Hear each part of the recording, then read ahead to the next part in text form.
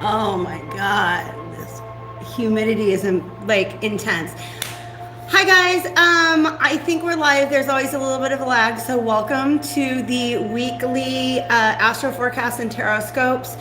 I'm gonna give a minute for people to come into the room and join the party, say hey, and then I'm gonna go ahead and get into it here. If you guys are watching this at a time that's not live, please know that all of the timestamps should be available for you guys below, so you can get to your sign, get what you need, and get on your way. But thank you all very, very much for being here. My name is Molly, by the way, and this is Soul School Spiritual Guidance and Healing. I have to go adjust the music real quick, okay? And so hopefully when I get back, maybe somebody will be here.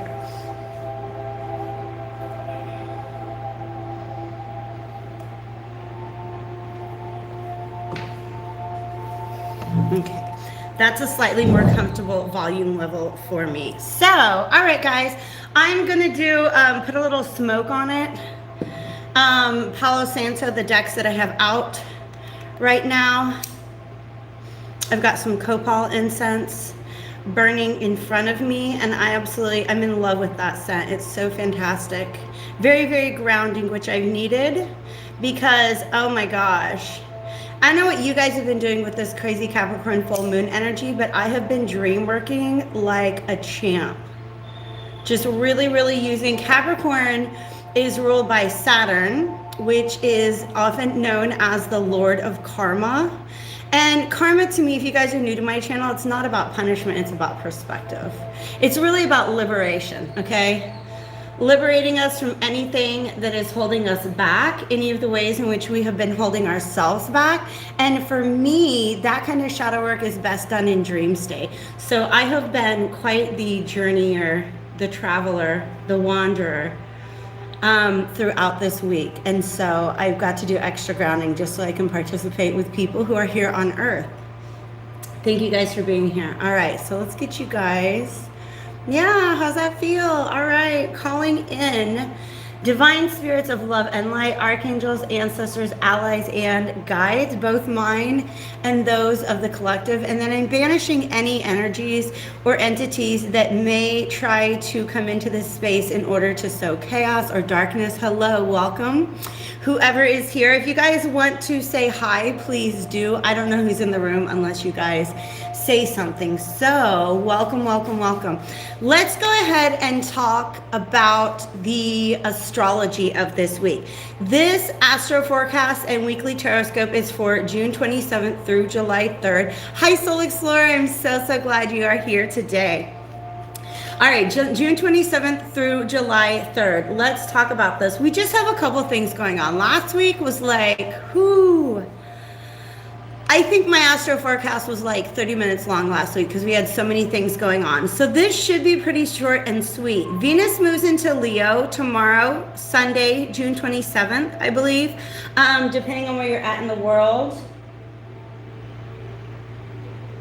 Yeah, it might go, it's like around midnight Eastern Standard Time. And so really depending on where you're at in the world, that might be happening today on the 26th. Venus moving into Leo is really fantastic. As I was meditating on this, I had my Pandora playing in the background, and the song that came on is What I Am by Edie Brickell. And I love that for this particular transit because essentially Venus is all about our values and Leo is all about our true selves, okay? Our heart's desire, being ourselves, all right? Being happy, being healthy, really, I don't know how else to say it. It's about self-acceptance. It's about truth. It's about shining your own true, authentic light. Hi, T-John. I'm so glad you guys are here. Just a heads up, I'm trying to, oh, you know what? I'm going to turn, let me see if I can, turn this fan on. Because, yeah. I'm trying to use the AC to keep me cool today instead of windows open, and we're gonna see how well that works. I'm already sweating. Let's talk about this. So Venus in Leo is basically an opportunity to say, hey, are my values really in alignment with who I am and the happiness that I'm trying to pursue in my life at this point in time? Okay, so that's basically what that energy is about, because Venus is all about values. It represents in Taurus as the way we act those values out, like what is important to us, what do we own or possess that is important to us, like actual tangible values. And then it manifests in Libra as our ideals, right? Like what are our philosophical and, you know, mental values, all right? So that's basically what's going on there. And then we got a couple of tough aspects with Mars on the 1st and the 3rd. So on July 1st, Mars in Leo is going to oppose Saturn in Aquarius.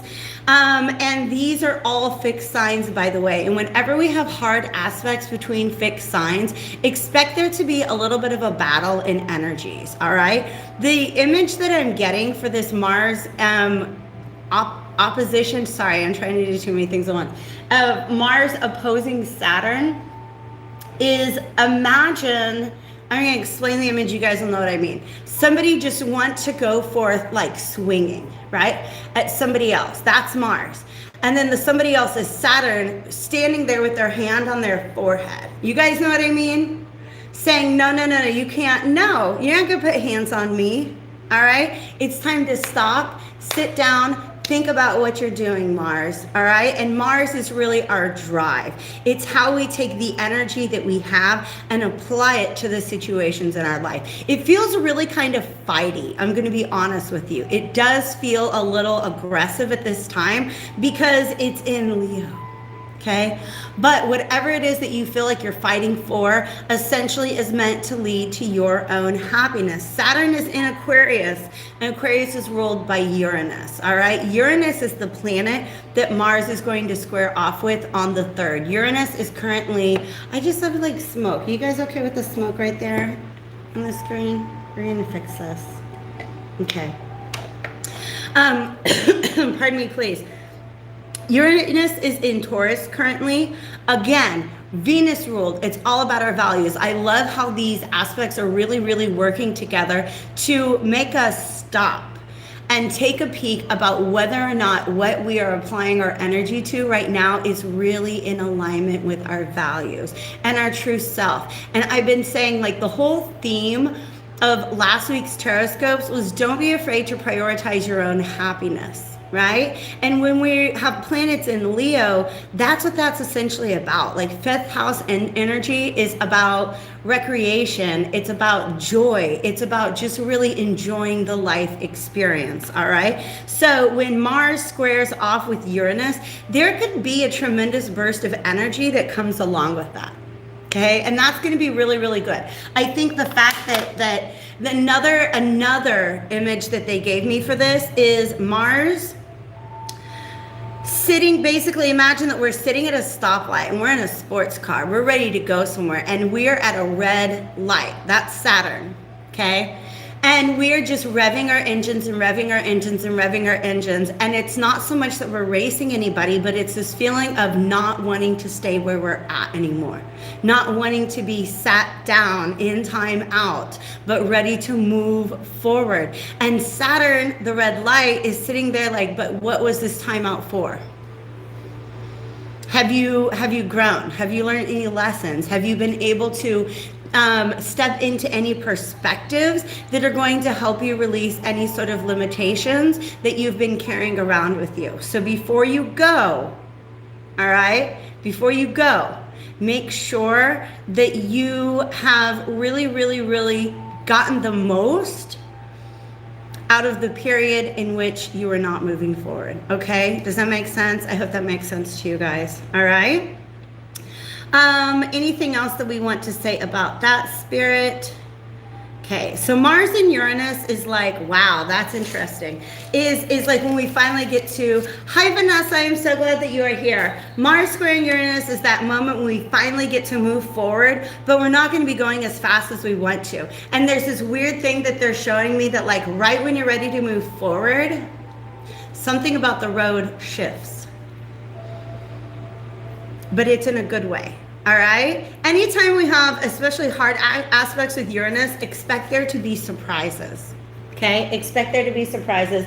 That's what Spirit wants me to talk about. And that's the Astro Forecast for today. I do need to get this back. because I'm going to go ahead and timestamp these. And I forgot to list out my signs, so I'm going to do that real quick because that's what helps me stay on task. Wait. Okay. I totally forgot what order these zodiac signs go in for a moment. Thank you guys once again for being here. Please do feel free to like the video while you guys are here because it does help me grow my channel.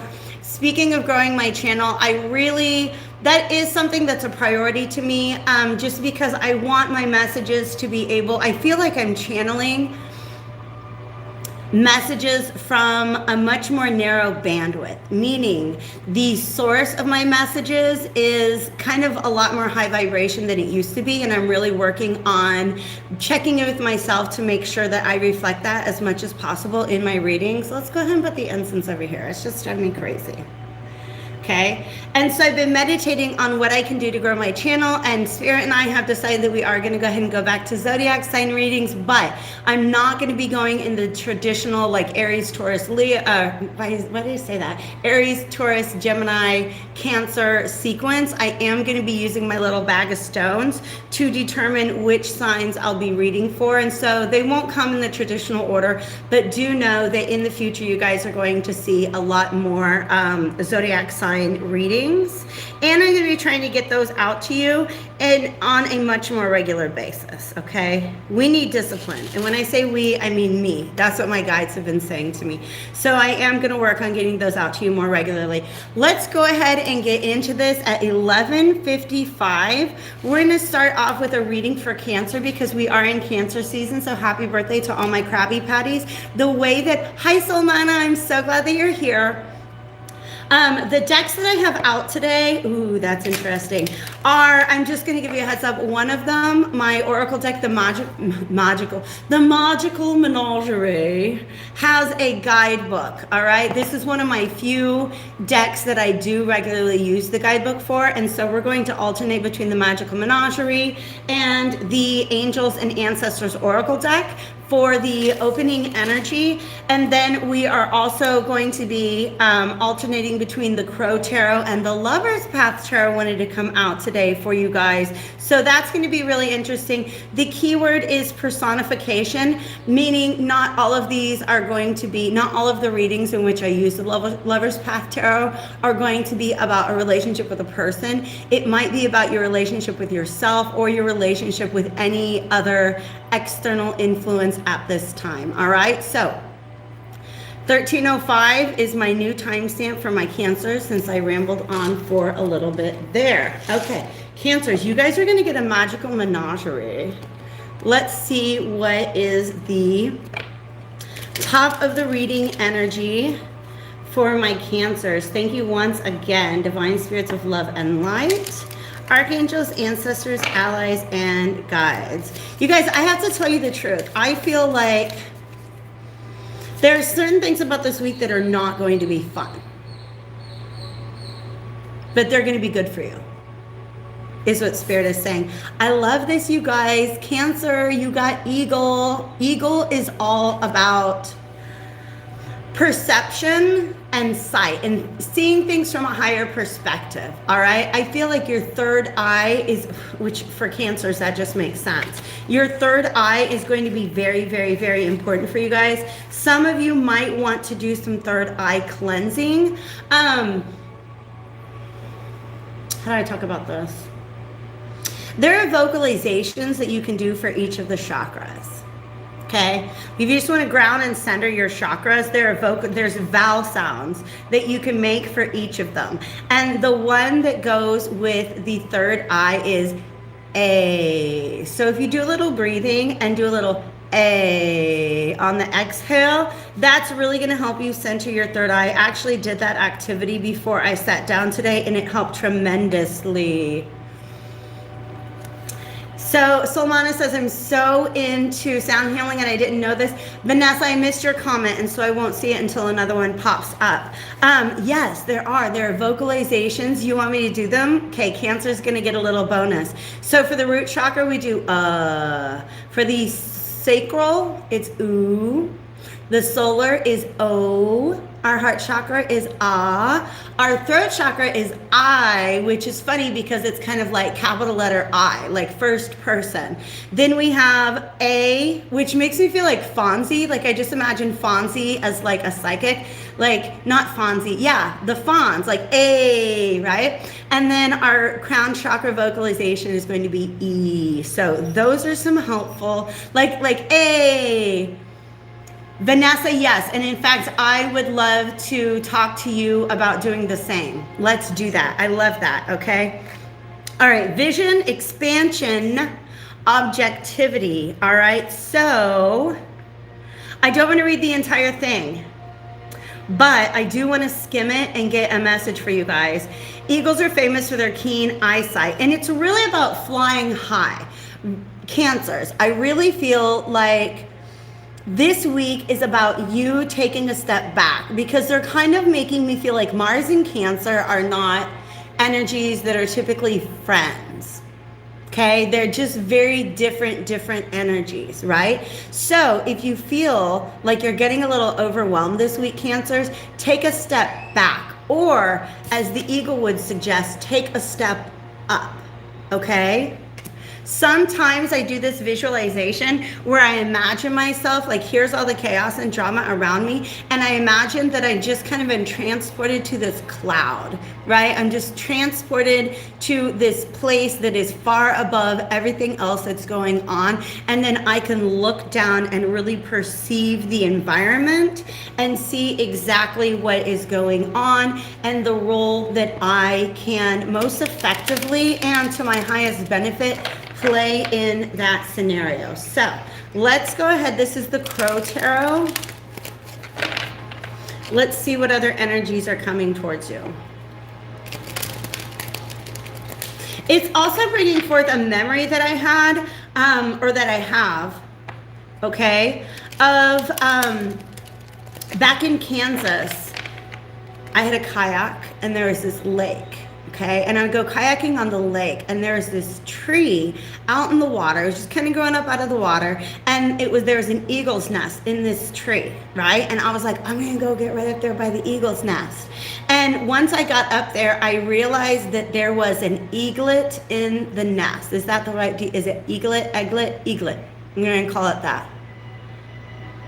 Yes, the vocalizations for the chakras, absolutely. And I do often use Meditative Mind, has some playlists that one for each chakra, and then they have some videos that are really good for taking you through that sequence so you can get all your chakras in alignment, okay? So I rode up to this little eagle, and I realized that it had an eaglet in its nest, and it was not freaking out on me at all. And I felt like there was this beautiful bond of trust between me and the eagle. Like the eagle knew, I understood that the eagle was trying to keep its baby safe, and the eagle understood that I was not going to climb up that tree and hurt its baby. It was just about trust from a distance, all right? So that story is coming through, and that has something to do with your weekly Tarotscope, all right? Cancer. Temperance won't go away. This was on the bottom of the deck when I started shuffling, and it's here now. Interesting. Oh, let's talk about that. Look what you've got. Temperance, the Eight of Wands, the Eight of Pentacles, and the World, all right? This is really like the keyword that's coming through for both of these eights is work, all right? And I'm really talking about inner work. Temperance is about healing, all right? There's this process, and it's also about alchemization. So here's the process that you're being guided to go through this week, my Cancers. Accept what has happened in the past. You might need to take a step back from it, right? And really view what passed, what went on, what occurred.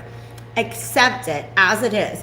And tell yourself, tell your guides, hey, I'm willing to take whatever happened in the past and just learn from it.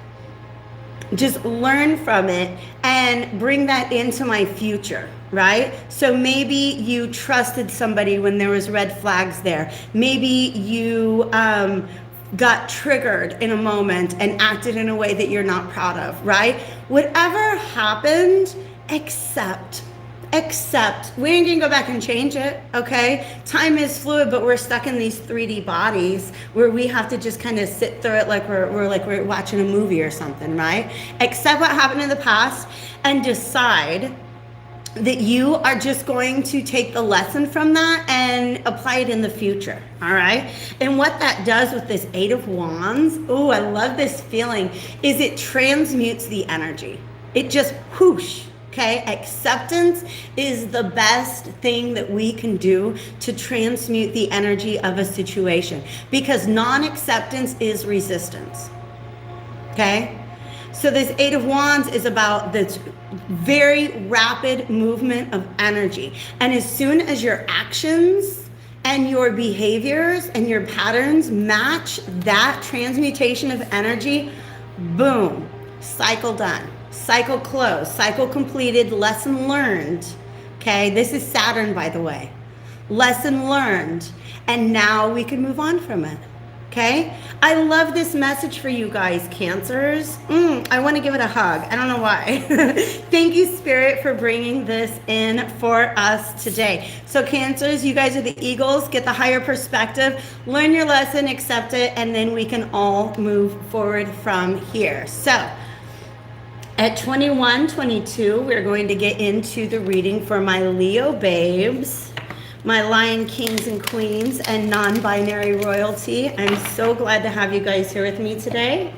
We're pulling from the Angels and Ancestors Oracle cards in order to get the top of your reading. But how crazy is it that we have Eagle right here on the split? Okay, I think everybody is being asked to take a step, not necessarily a step back, take a step up.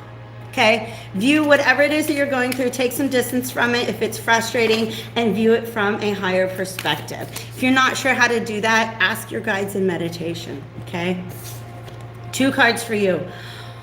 Whoo, Leos, baby, who hurt you? Leos, who hurt you? We have the Heart Guardian.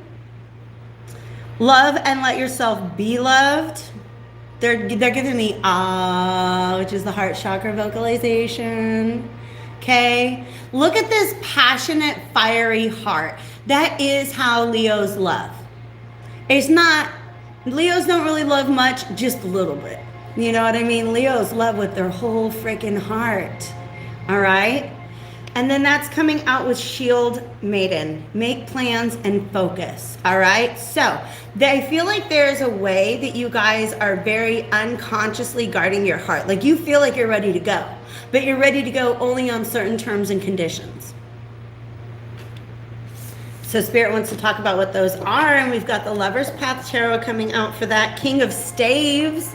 There you are, Leo. But why? What happened to your eye? See what I mean? You want to move forward. You think your eyes are open. And there's the Two of Staves. Okay? There's a choice that you're trying to make. Leos, if this is resonating with you. All right. Okay. Let's talk about this message here. All right? Because this is you ready to take action. But you've got one of your eyes is out of service right now, okay? Which means you feel, like I said before, you feel like you're ready to do the thing. You feel like you're ready to move forward, like you're ready to put your heart into something, but there's a if, and, or but that is attached to it that you're not currently aware of, okay? And I feel like these are gorgeous cards. This Two of Wands, this is the point, this is the threshold before you take the action in a certain direction.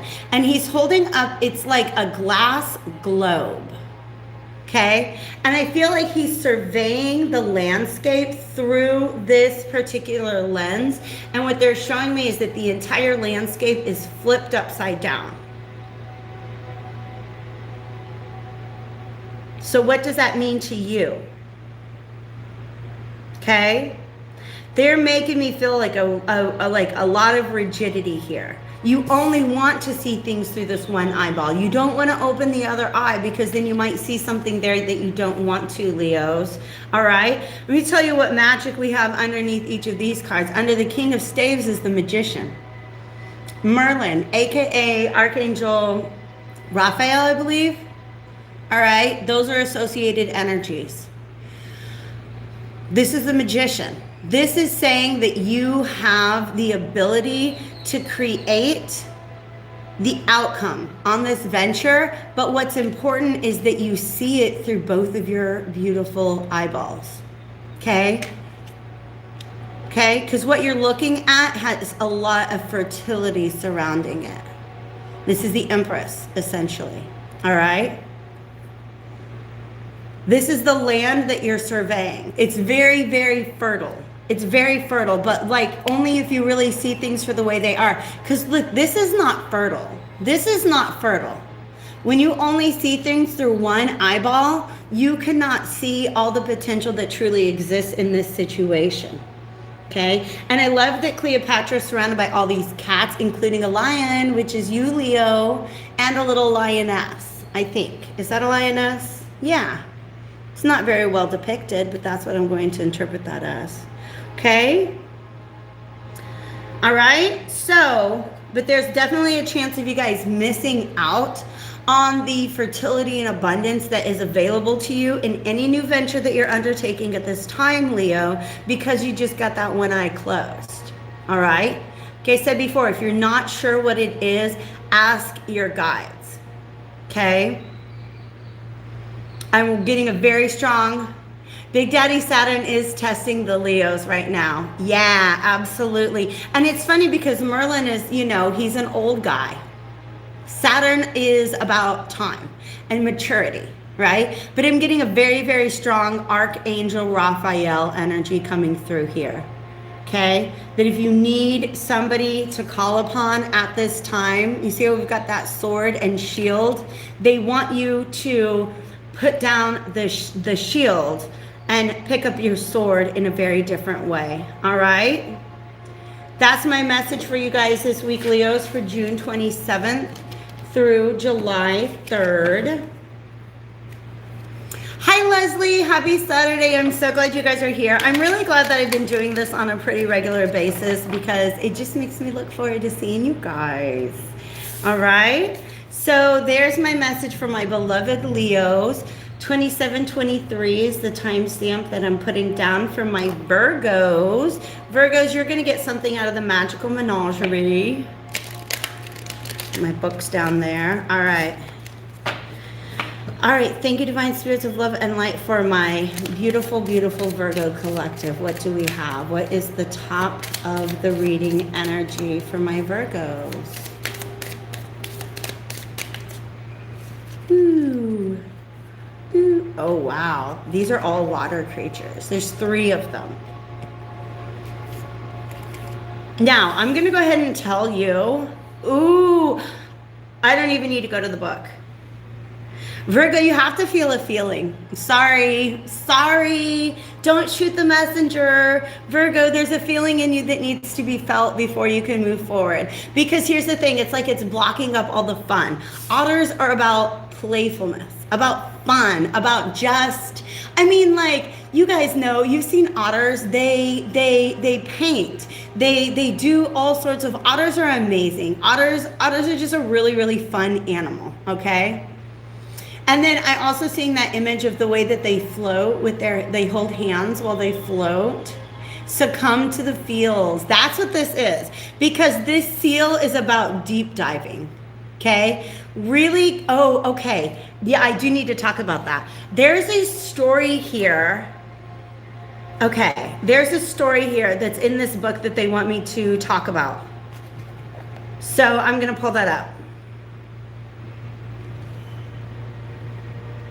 All right. The most common reference to seals in folklore tells how they emerge from the deep and come ashore to mate with humans. Some of you guys are trying to mate with a human. In order to do this, they must shed their skins and take on human form. Their true origins only revealed when the hidden skin is discovered. All right. So it's kind of about mask wearing. And mask wearing happens not because we want to deceive others and we want to deceive ourselves, but it's kind of like Leo trying to look down the path with an eye patch on, right? There's this blind spot. that you don't necessarily know that the emotion is there, Virgo, and needs to be dealt with because you would rather not see it. You're much more comfortable viewing your environment and your life and yourself through a logical, rational lens. All right? But deep down inside, you got feelings too. All right? So it's almost like you're the opposite. You're walking around in your human skin, and Spirit is saying, hey, it's time to put on this seal costume and deep dive. Get down into your emotions and see what they are. All right? And this next one you might not love me for, bring forth the rains. In my pre-reading meditation / jam sesh, I have my Pandora on, and there was like just a bunch of Annie Lennox showing up.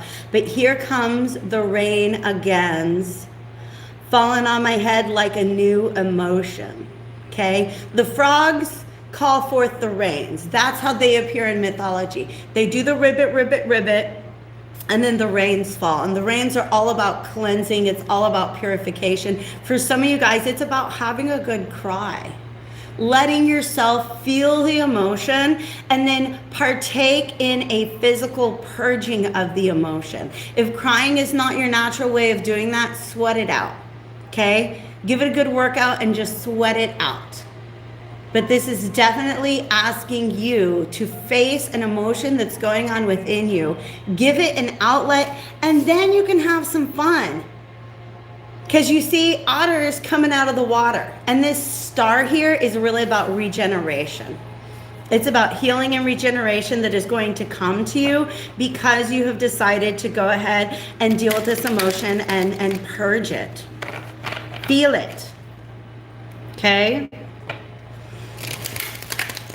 We're going to get something from the Crow Tarot to help back this up. Lovers reversed. Lovers is about a choice, okay? It's about a choice. And there's a choice to be made that is, see, you're holding on too tight to that emotion. You're holding on too tight to that emotion, Virgos, okay? And there's an opportunity that could potentially pass you by if you don't allow yourself to open up and let that emotion out at this time. All right, we can flip this real easy, but you gotta put it down. You gotta put something down. Your energy field is so full right now, and it's because you don't know that you're carrying around. It's like some sense of lack or loss that you would rather convince yourself you're not feeling. But if you just feel it, accept it, cry about it, let it go, then you can emerge from the water to be able to grasp this pentacle. But I really, really do feel that it's like they're showing me this ace just kind of moving through your path. And if your hands are full, you're not going to be able to grasp it. All right? And the hands, what are the hands full of? Emotions. Emotions. Okay? In fact, it's this whole scene with this lake in the background where it's like, put some things down. Some of you guys are really keeping yourself so busy that you don't have to notice that the emotion is there. Okay? Put some things down, take a deep dive, call up the rains, have a good cry, let it go, and then you're freed up to just have a good time, to be able to enjoy whatever it is that is trying to come towards you at this point in time. That's my message for you, Leos. I'm going to take a little sip of my smoothie.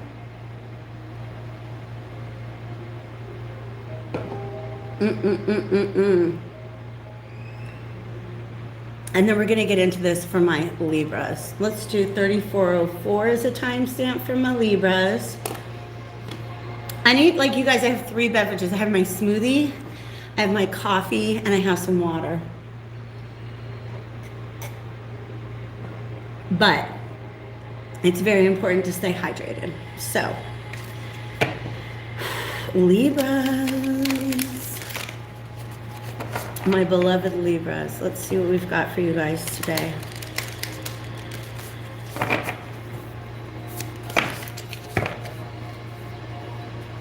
Interesting, because we've been talking about animals and mountains. Okay. Yeah. Okay. This is about a situation presenting itself to you, Libras, where, yes, we got to have your options. Got to stay hydrated. All right. So Libras, this is a situation where I feel like they're just showing me like, look, this is Libra in the middle. This human being is Libra. Okay. And Libra wants peace. We all know that. That's what Libra wants more than anything else in the entire world, all right? Wants peace. But there's the concerns of the raven, of the panther, and the owl to be brought into consideration, right? And what this is essentially saying, because the next card out is mountain, stand your ground, is Libra.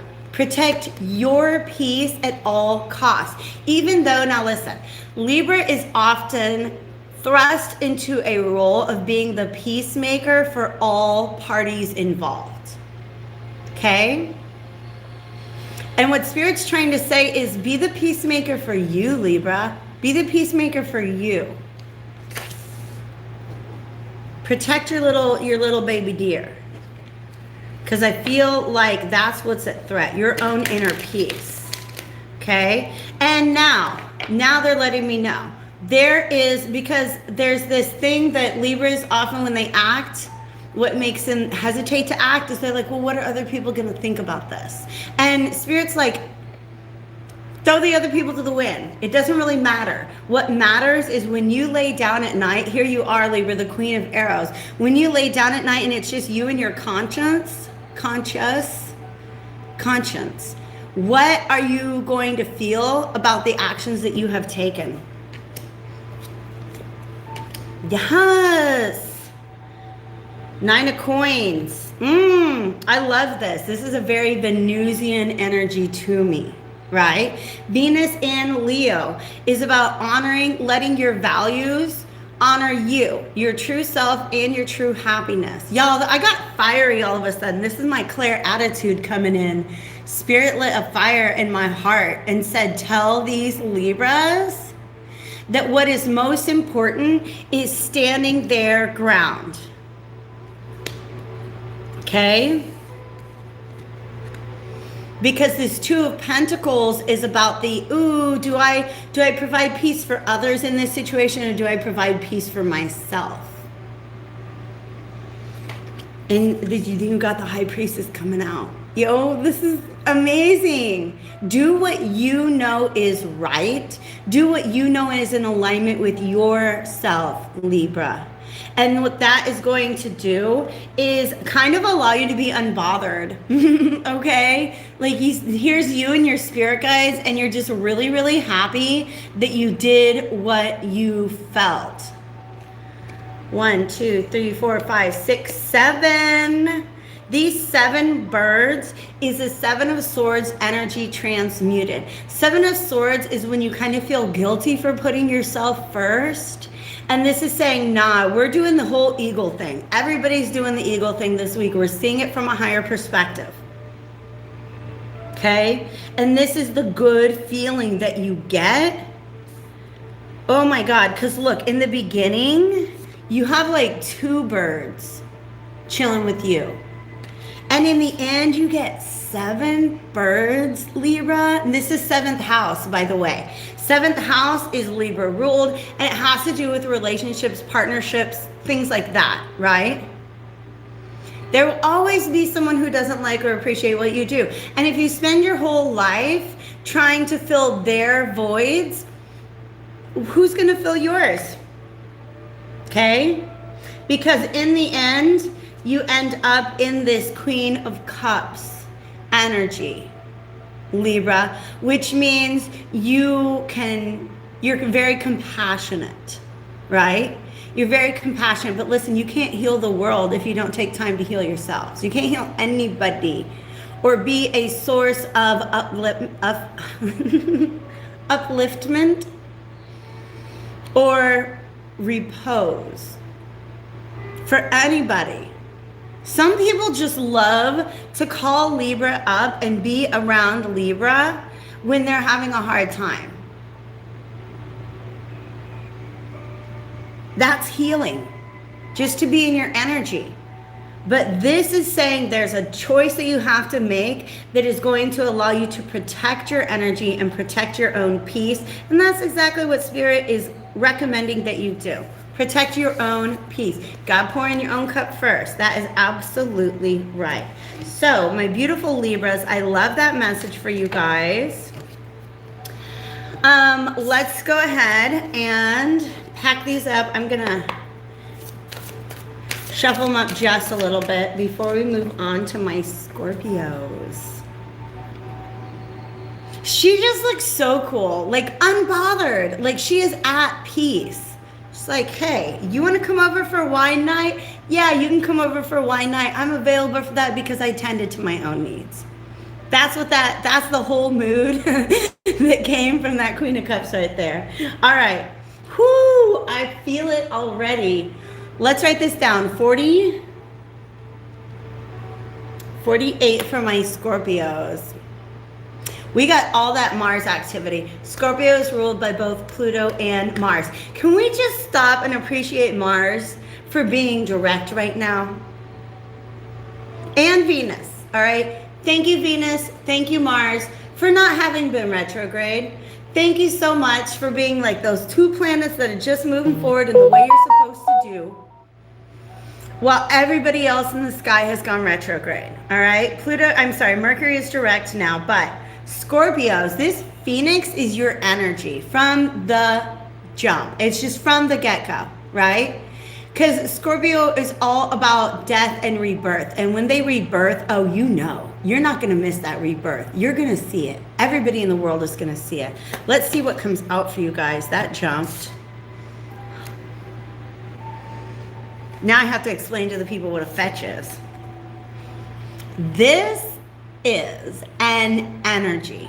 That's what fetch is, you guys. It's just an energy that you have created by allowing yourself to go through this transformation. Some sort of major, you guys, Scorpio is putting something down and putting their intentions into a new direction.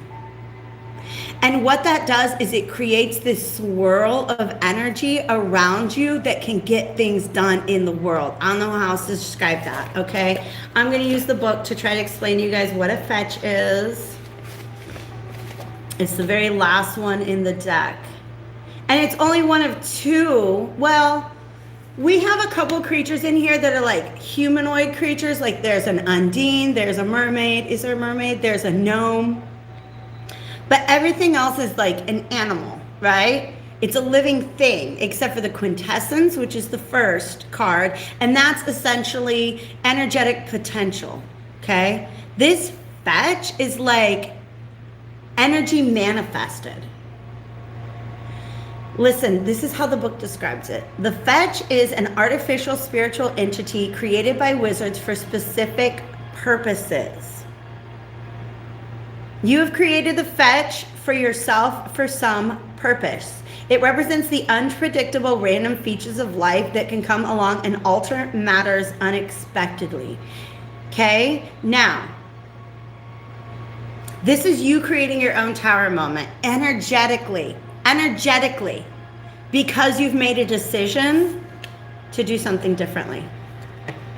You put down some sort of burden, Scorpio, and what that does is that frees you up to place your energy in another direction. And the universe is responding to you. See, there's Temperance. You're a freaking alchemist. All right. Crow Tarot. Let's get a good, fresh energy. You guys, I love all of these cards for you, Scorpio. Yeah, stepping out. Many of you guys, stepping out of victim mindset. Okay? Can we talk about the fact that I had to call myself out in this week? That's what that Capricorn full moon came and pointed out to me. Tapped me on the shoulder and I was like, hey girl, you may be playing the role of the victim a little. And I was like, oh my God, I am. Oh my God, I am. Just even internally within my own narrative. I was doing that and I didn't realize I was doing it. I had the eye patch on. I didn't want to see it. But look at this Fool energy. This is potential unbound. This is the spirit unbound. This is a beautiful energy.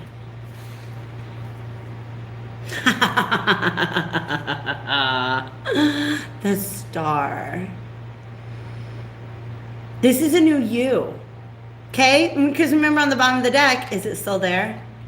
We had the Phoenix. Okay? There is something, some aspect of your life, Scorpio, that you're like, you know what, just let it burn. Just let it burn. Just let it burn, and we will be born from the ashes in the morning. And here you are, born from the ashes in the morning. Okay? With this Fool, this Fetch, and this Star. You're a cosmic force right now. Scorpio, please use that for good and not evil. Please. The rest of the universe and I are like, please. And then here you are as the King of Pentacles. Whatever it is that you are manifesting at this time is going to be abundant as heck. Look at that Star sitting up, right? It's almost like whatever you've turned away from, and you've turned away from this tree, which is the way that things were always before. For some of you, you're literally breaking ancestral patterns. But you're turning away from whatever wasn't working, whatever you let burn. It's almost like those ashes. Make your own tower moment. You are the tower. Okay? Prayers for Miami, for like anybody, you guys, that's something that keeps showing up in my like news feed. There was an actual literal tower moment. It was north of Miami. The Surfside community, I think, is what it is. I don't know if you guys have seen that in the news, but it was this condo building that just half of it just collapsed. And they're still trying to find survivors. It was just like, you guys, I just kept... It's an actual literal tower moment. And then when they finally started to say, oh, okay, well, here's a potential cause for it, it was because it was the foundation. It didn't have a firm foundation. And that's what makes towers fall. Okay? So rather than letting a tower fall, you guys are bringing it down. Okay? Is going to lead you, Scorpios, to a tremendous amount of abundance. And I love how there's a certain darkness about Scorpios, okay? There's a certain mystery about Scorpios. And this crow here is representing that. You don't have to explain yourself to the whole world. You're just ready to allow the abundance to flow in. Because all you got to do is keep your eye on that star. You have a whole new vision of what success means to you in your future, and you're allowing yourself to be guided towards it, okay? Whatever it is that you let burn, this is the exact right thing to do, because this is what's going to be born out of the ashes. King of Pentacles is all about stability. I mean, he makes the rules. Stability, abundance, mastery of your physical environment really is what this is. Y'all, I don't know what kind of witchcraft you've been doing, but I'm not mad.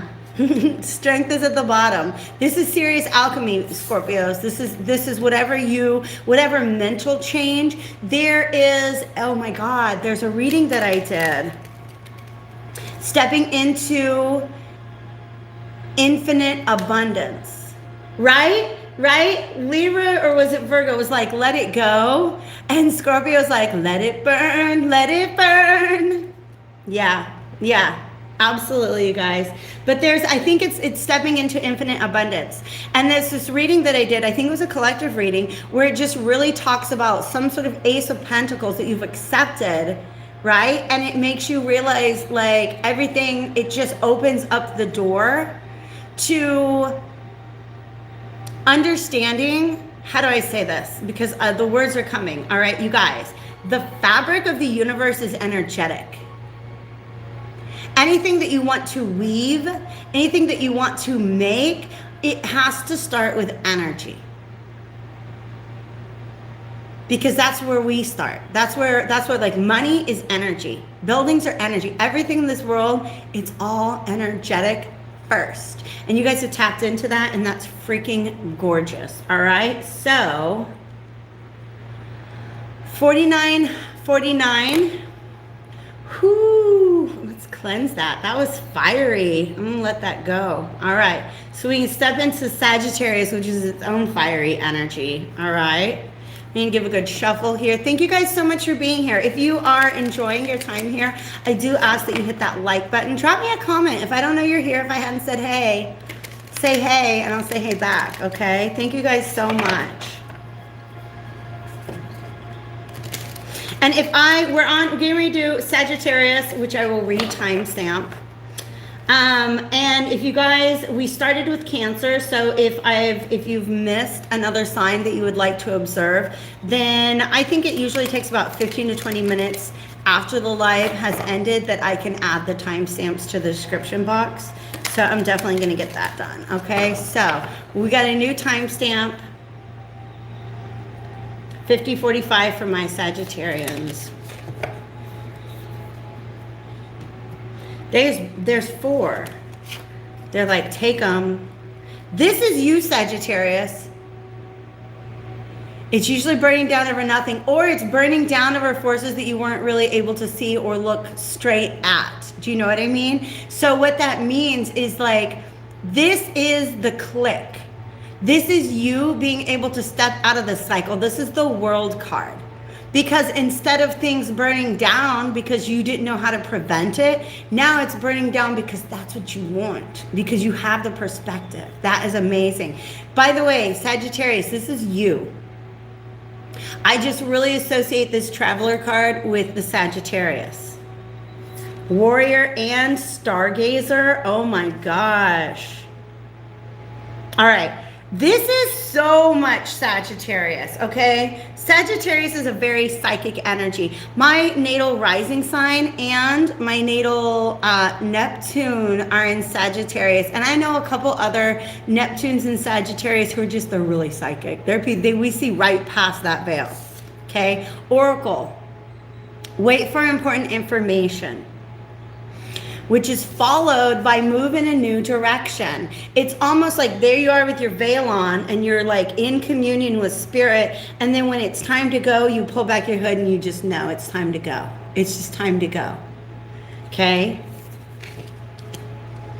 And whatever direction, for some of you guys, this is actual literal movement because we got this map and we've got this compass. But it's really, I feel like the compass is the important part. It's not necessarily about like, you're right, I should go ahead and relocate to the other side of the globe. For some of you guys that you want to do that, all right? But it's really about, you're still pursuing, for some of you, you're still pursuing the same goal, but you've got a different perspective on it now. Because we're all doing the eagle thing this week, remember? We're seeing it from a higher perspective, okay? And this new shift in perspective is motivating you. It's almost like, this is an example, and it's a very material example, so understand that it's something cooler, right? Whatever you're going through is probably cooler than the example I'm giving. It's like you being like, I want a new car. I'm going to get a Toyota Corolla. And then you get this new perspective, and you're like, no, I'm going to get a freaking Mustang. You just decide that what you're focused on is way cooler than you were allowing yourself to be before, all right? Because we have warrior and set your sights higher. It's almost like you were, this oracle, this person is seeking information for how to get past a roadblock, right? And it's like once that information comes in, it actually shifts your destination. And your destination is way cooler now, okay?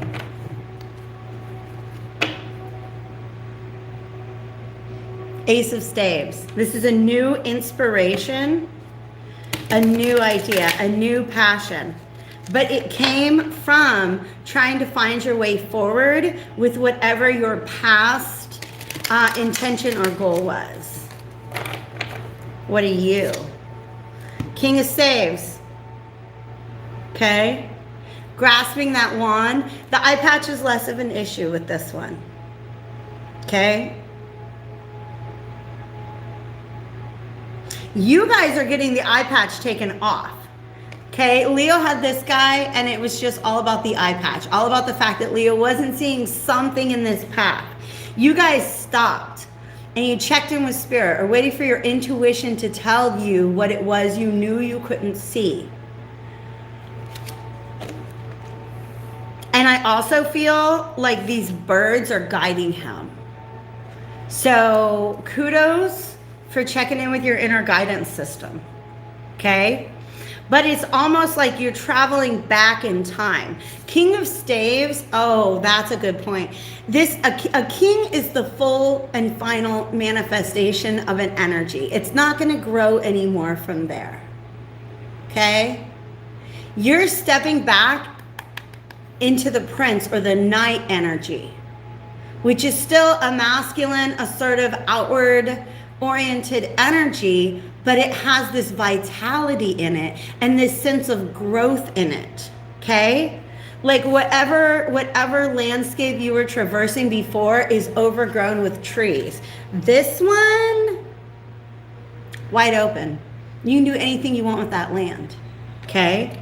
But it's a much clearer, much more open path to you guys. And part of it is because whatever information is coming in, it is allowing you to set your sights higher.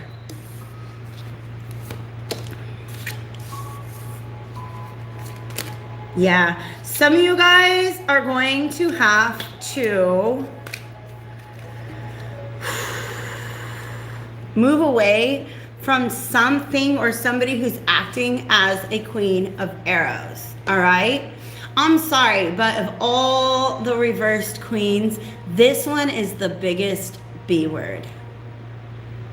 She really is, and not like in a how's my B words kind of way. This Queen of Arrows, somebody in your environment, and this isn't going to be for every Sagittarius, but for some of you guys, somebody in your environment, how do I do this? They've been stealing. They know what your dream is. And look, they're like taking all your arrows while you're sleeping at night. Okay? But it's this realization that you've been robbing from yourself by continuing to exchange energies with this person. Okay? See how it's snowy outside and she's just sitting there like, this person's not going to be happy. It doesn't have to be a feminine energy, but for some of you guys, this is really important because it's coming through on a weekly Tarotscope. Okay? No matter how you arrange these pentacles, she's not going to be happy.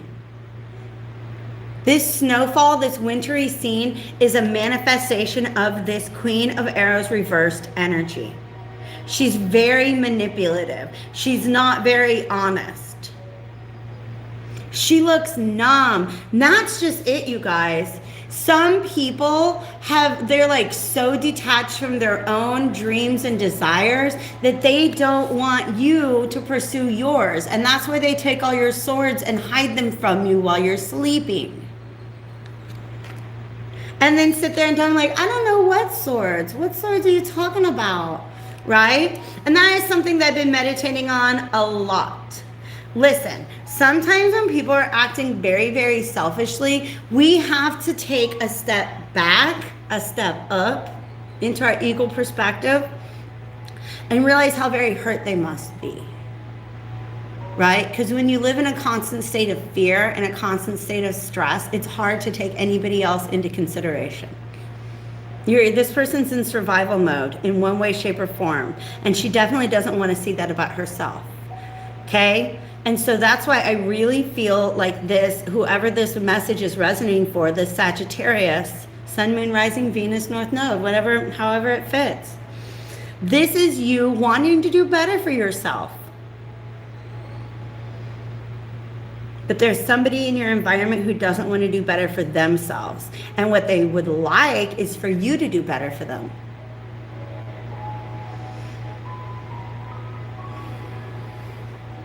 Back to that ego energy. Set your sights higher, my loves. Set your sights higher. Give yourself permission to walk away, to move in a new direction.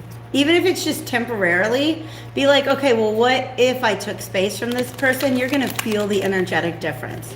You will feel it. Okay? But back to, they want to talk about Venus moving into Leo. It is about making sure that your values are in alignment with like pursuing your own true happiness. All right. And Leo is also about self-acceptance, just loving who you are. Because look, there's the Strength card reversed. This person doesn't necessarily, they don't encourage a healthy ego within you. And a healthy ego is one in which we love ourselves. We love ourselves enough to make boundaries. And this person doesn't love you enough. I'm sorry, that's not the right way of saying it. This person can't love you in a way that allows you to maintain those boundaries, all right? So final word on this is we got the Hermit, okay?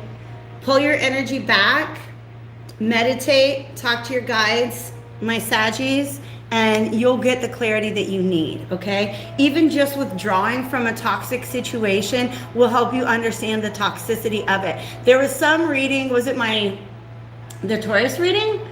By San Tarot, S-A-N. If you guys don't watch San Tarot, like, please understand, that's a whole other level, okay, of tarot. She doesn't talk about relationships and stuff like that. She is so high vibrational. I love her messages.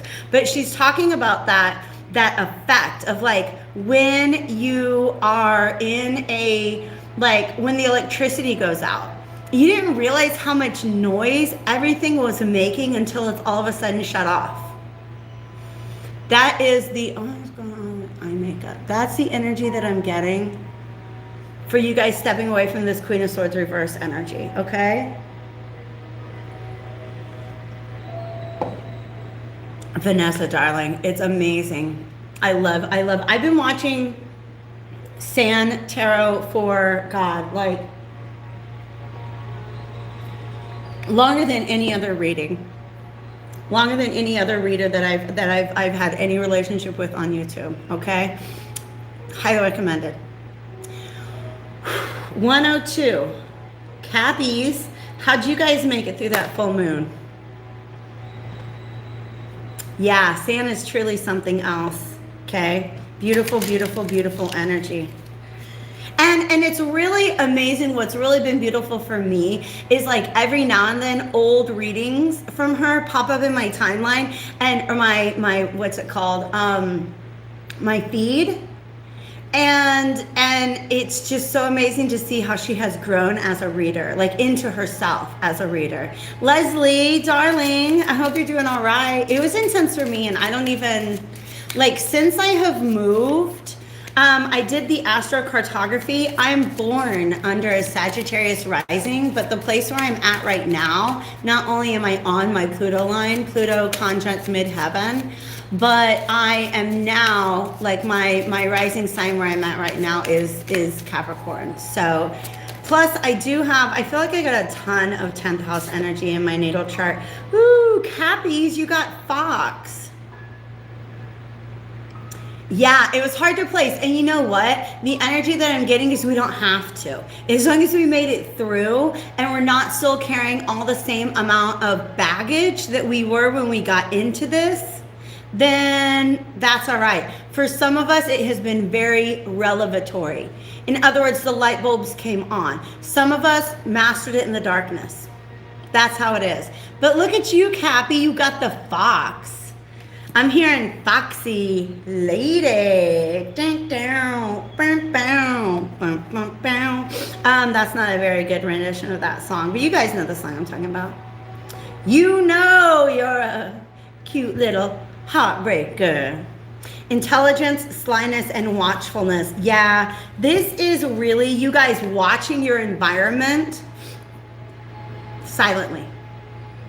And there's gonna be a moment where you know it's time to act, and you might do it, like I said, in the shadows. Okay? The fox is one of those animals that appears in mythology all over the world. And it's so interesting to see how there's similarities in the way that different cultures have described fox mythology, but it's always about cleverness. Okay? Very acute senses. And then you guys, look what's here. Here's the entry for Fox And here's this eagle energy. You guys, I feel like many of you Capricorns are already in that energy where you've taken the step back and you're just observing. You're just observing. And there's this moment that comes that he just springs into action. They're showing me that. Knight of Pentacles. And you're like, what are you talking about, Molly? The Knight of Pentacles is the slowest knight in the deck. He is until it's time to go. He is until it's time to go. Because there's something in your energy. Oof. Let's do it. There's something in your environment that is reaching its end, but it's not there yet. Okay? It's almost, they're showing me like vultures. Vultures are scavengers, right? They eat animals that are already dead. And so if there's an animal that's there and it's dying, you don't pounce on it yet. I don't know if this is making any sense, right? It's like, this is what's going on in your environment right now. This is what you're going to act upon. The sun is setting and you can't move until it's dark, right? This is like all these metaphors are coming in right now. Okay? We have the Lover's card reverse and the High Priestess reverse because you guys just know. You're watching and waiting. It's not the time to act. And it's also not time to reveal what you know and what you see and what you plan to do. It's not. It's just not. You know this. You know this. Because you're the fox. You're watching and waiting. What are you? Okay. You've seen something like this in the past. Because it's the Six of Cups reversed.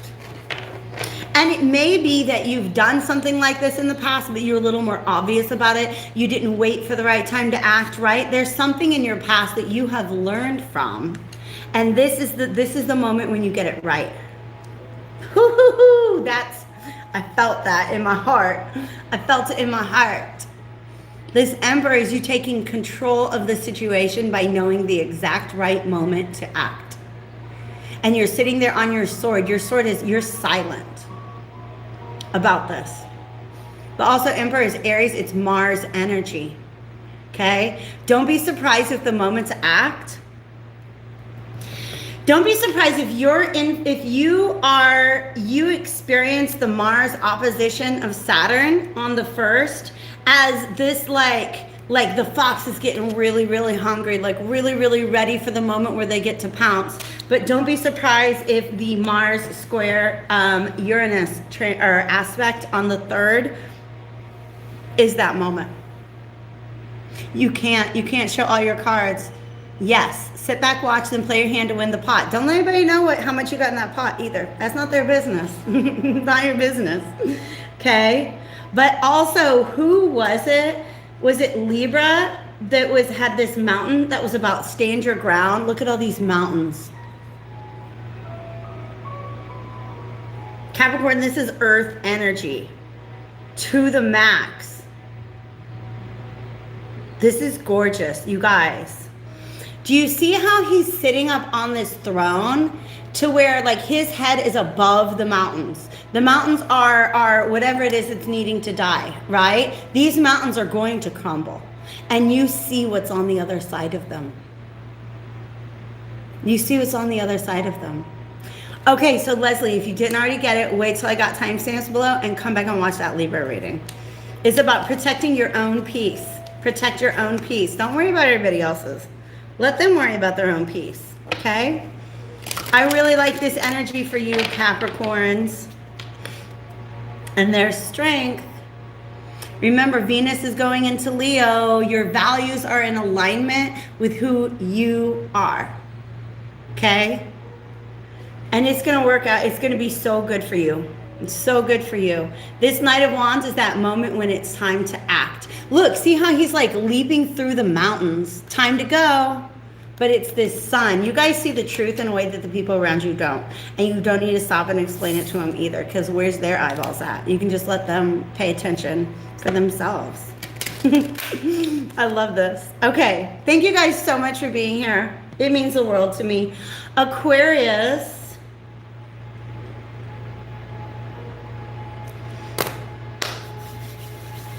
I need a sip of my coffee.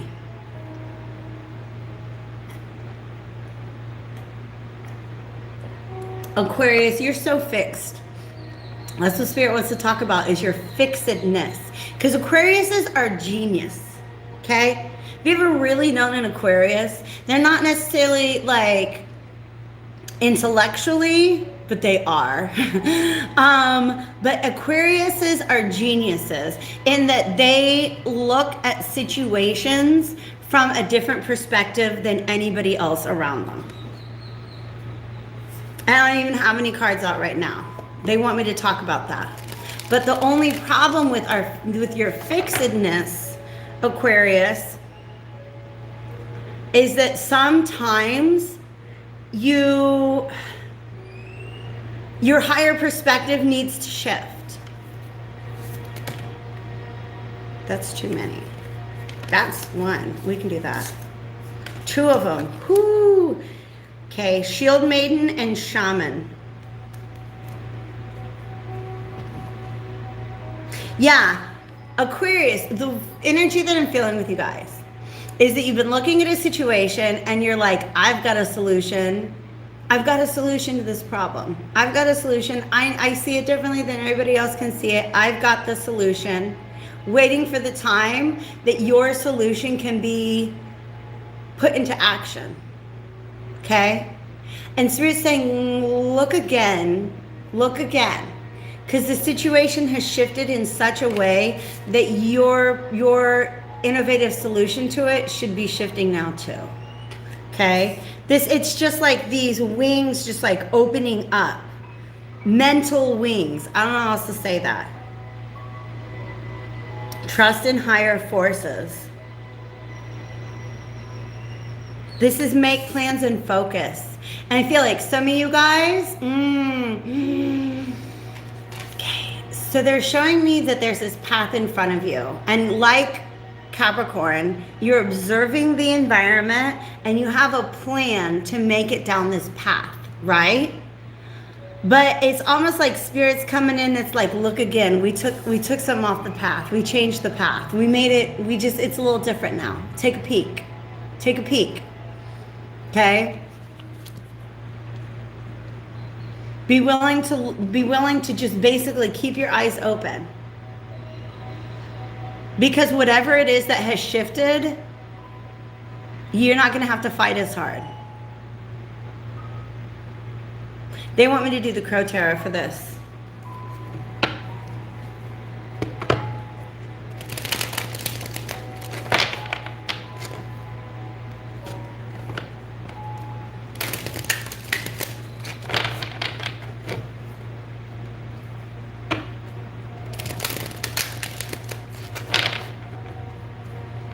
Okay, and the shaman energy keeps talking to me. Okay?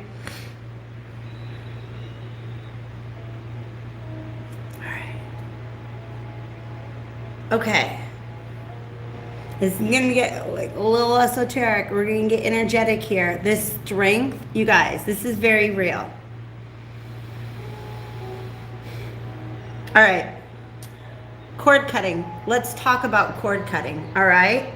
A lot of times we're in a relationship, in a situation, we don't like the energy that we're exchanging with it, so we decide to just cut the cord. My guides have told me this before, and I tried so hard to share the gospel of why cord cutting is dangerous. All right. Let's say you've got a cord that goes from you to another person, and that person is toxic. So you cut the cord. Guess what? Now you've still got the cord. And you're carrying it around. Many of you in your solar plexus. Okay? And it creates a blockage for you. So what really needs to happen is you have to heal what is it in you that ever allowed that cord to be formed in the first place. But also, Spirit shows me about the disillusion, dissolving cords, all right? So in other words, like I know I went through this, it was a little over a year ago, and y'all, it was toxic. This person was literally doing black magic, like hiring people to do black magic on me. And I was like, we're cutting the cord, cutting the cord, cutting the cord. But then what happened is I tried to cut the cord and I had not healed. See, solar plexus healed. I hadn't healed what it was in me that had ever allowed me to enter into that toxic relationship, because all of our relationships are a reflection of ourselves. Okay? For some of you, this is what this shield maiden wants to do. She wants to protect herself and do some cord cutting. And the shaman is saying, no, you need to go into that cord and first things first, pull your energy back through it. And then alchemy. What is it that's so toxic about that cord? Bring in the opposite energy and use that to dissolve the cord. Okay? All right? So, for instance, let's say it's codependence. This is somebody who was like lied to you, or somebody who tried to keep you off your path, right? It's almost like saying, well, are there ways in which we lie to ourselves? Are there ways in which we keep ourselves off of our own path, right? Every relationship is a mirror. And we're either attracted to, we attract things either because they're the exact energy that we are that needs to be healed, or because it's like I was listening, because I told you I caught myself in victim consciousness. I was listening to some Abraham Hicks that was like, if you're telling yourself the narrative that you're the victim, then the world is going to victimize you. It's going to give you what you're attracting, right? So for some of you guys, that's what happened. That's what this whole cord is about.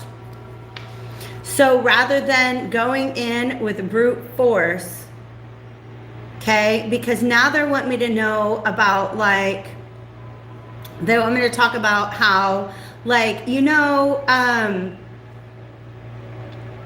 when the doctors of the Islamic Empire, okay, came into contact with medieval European doctors, they're like, oh, really? You just chop everything off? That's how you guys do medicine? You just chop it off? Oh, you have an infection in your leg, we're going to just chop it off, right?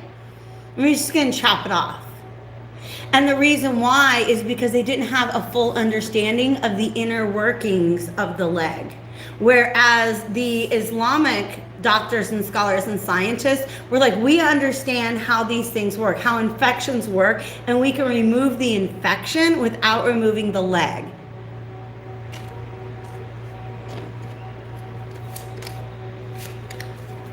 Fucking cord. Sorry, you guys. I didn't mean to curse. I'm just really passionate. There's too many. Those are too many. Okay. Yeah. Yeah. Okay. That's what this is about. It's about dissolving cords rather than healing them, because you're cutting them off, right? If you cut it off, that's not going to heal it. But if you get in there and you understand how to remove the infection, how to remove the toxicity, that's what's going to heal it. Because you can cut off all the legs in the world. If you still have that toxin in your bloodstream, you run out of legs to chop off. Okay? So this is what Spirit is saying. Look at the way in which this situation, like what allowed this bond, what allowed that cord to be formed in the first place. And how can you heal that within yourself?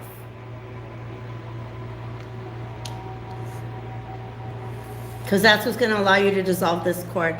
Many of the cords that are the energetic cords, and this could be to a person, to a workplace, to a dynamic, to a community, like a group of people. What creates those is our emotional attachment to them. Okay? And once you heal what's toxic about it, you can release the emotional attachment. And then they don't get any more of your mental energy. You can put down your shield and you can focus on other things. Okay? You can put down your shield and you can focus on other things. Okay? But this shaman is definitely saying we gotta approach this a little bit differently. Okay? I love you guys. I love you so much. You're so smart and bright and beautiful, and you are geniuses, okay? Aquarius is a very genius energy. Everybody's a genius in some way, shape, or form, right? But it's like, don't be so stubborn to not realize that there's a better way to go through this. There's a better way to deal with this particular thing. Don't chop off the leg. Treat the infection instead. Okay? Wow, that was really powerful. Let's go ahead. And I do want to light just a little bit of something to shift this energy. Okay, I love you guys so much. I really hope that you find these messages healing. Sometimes triggering. I understand, and I love you. But sometimes it's like we can't heal a trigger if we don't know it's there. Okay, so here's some juniper for everyone out there. I love you guys. Here's some juniper for everyone.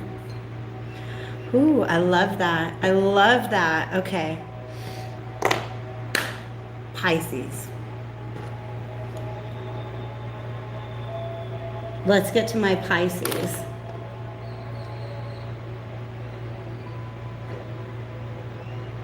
Pisces, you guys are going to get a card from the Magical Menagerie deck now as well. We're going to get a little juniper smoke on that deck. Ooh, I love the smell of juniper, you guys. I love it so much. And I miss juniper trees. I love palm trees, don't get me wrong. But I miss juniper trees. What do we got? The wren, I love you. The wren has been showing up to me lately. Now, remember how we've been talking about the eagle, you guys? The eagle has been the fishies. Now I'm already like, okay, check this out, you guys. Okay, all right. The story in the book that this is talking about is how the wren is really teeny tiny, okay? The wren can't fly as high as the eagle can, right? But the story in the book talks about how the wren is really freaking smart. The wren got on the eagle's back, and by riding on the eagle's back, saw even higher than the eagle. So this is about utilizing the resources in your environment in an innovative way. 105.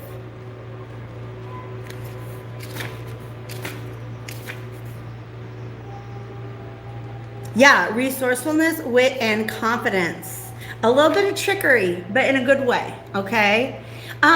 Pisces are really good they're very good, how do I say, illusionists, right? Okay? I'm not saying that's a bad thing or a manipulative energy, but if Pisces has a motivation or has a goal, they can get the people in their environment to meet that goal without them even realizing that's what they're doing.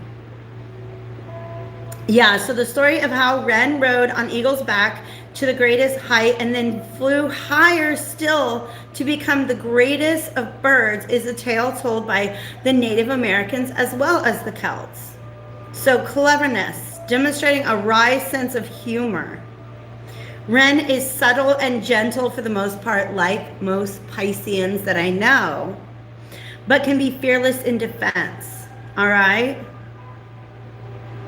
Such confidence and boldness is so unexpected in a small bird that it takes its aggressors by surprise. So Pisces, there's you guys going. Tricky little one, right? And the thing is, it's almost like, as a Gemini moon, I don't think of myself as a manipulative person, but I just naturally know how to frame my argument in a way that other people will agree with it. Pisces are so imaginative that they will just begin acting out their mental creation, and everybody else just goes along with it. It is Jedi mind tricks. It is Jedi mind tricks. It's really kind of amazing. It's really kind of amazing. They want me to do the Crow Tarot one more time, and then, okay, we'll do that. We'll do that. Thank you, Ren. Whoo, there's Pisces. Okay, the moon card in the tarot is associated with Pisces. And there's the Hanged Man reversed because Neptune is currently retrograde. Yeah, this is a sleight of hand. This is a sleight of hand that when you, by the time it's done, people around you, they're not even gonna be mad. They'll be like, what a little trick. Like, you guys know that there's that song, Float On, okay? And the lyrics is, somebody like took every last dime with that scam, but it was worth it just to learn from some sleight of hand, right? So it's like, Pisces, you're gonna pull one over on somebody or an environment, a situation, to where in the end, people are like, oh snap, did you see what Pisces did? That was so good. Why am I cleaning your room, right? It's just, I don't know, man. It's the way that they can do. It's beautiful. It's beautiful. It's really beautiful. So this Ren is going to be, Pisces is about to pull something off. And then nobody's going to see it until you're done. But I don't think anybody's going to be mad at you.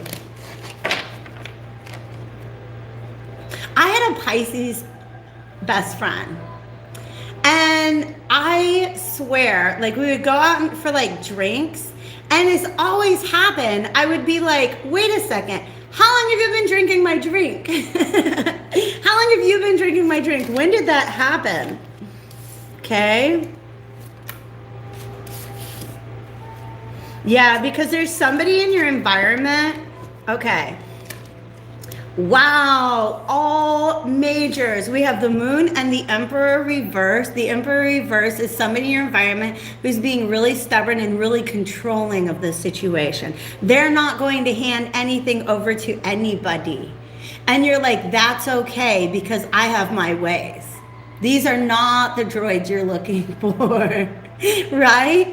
This is the checkpoint. Like, we don't let droids in here. And this is Obi-Wan, like, oh, these aren't the droids you're looking for.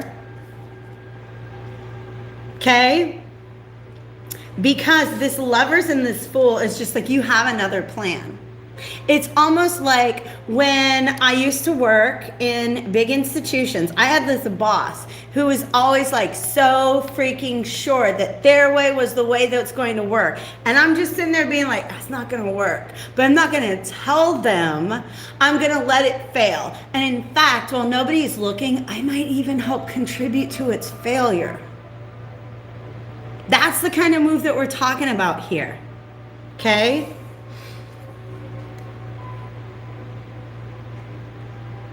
For some of you, this is the choice to just hands off, not get involved, just gonna let it play out, okay?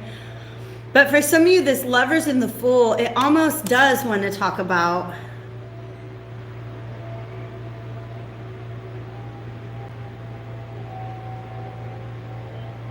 love.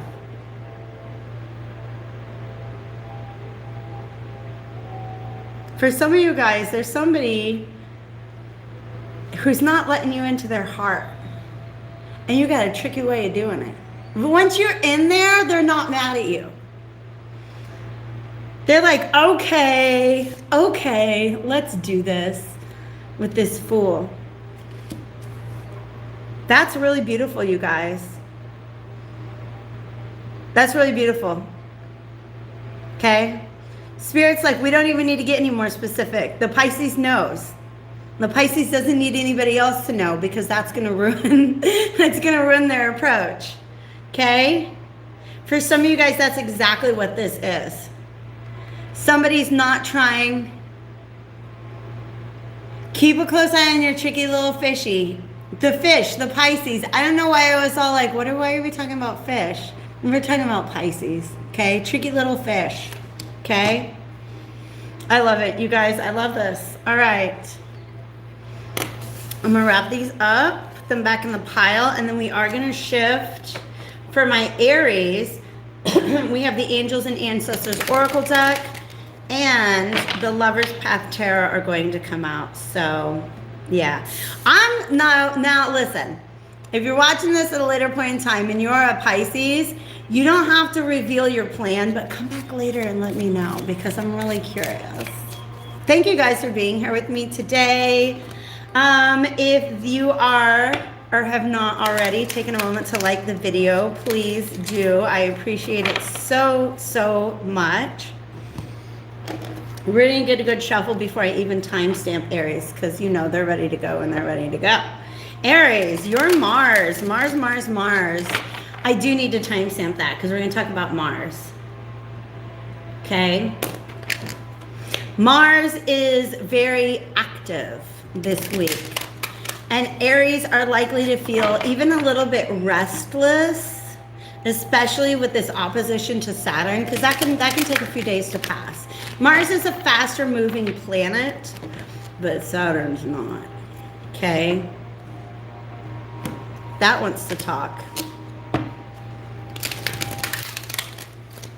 There's this meme that's about Capricorns being so hard on everyone, but they baby Pisces. Because, look, Capricorns are string pullers. Let's be honest. They are the bosses. They're like the sibling that's left in charge. And Pisces has this sleight of hand that even Capricorn's like, okay, that was good. That was good. I'm not even mad at you about that one because that was good.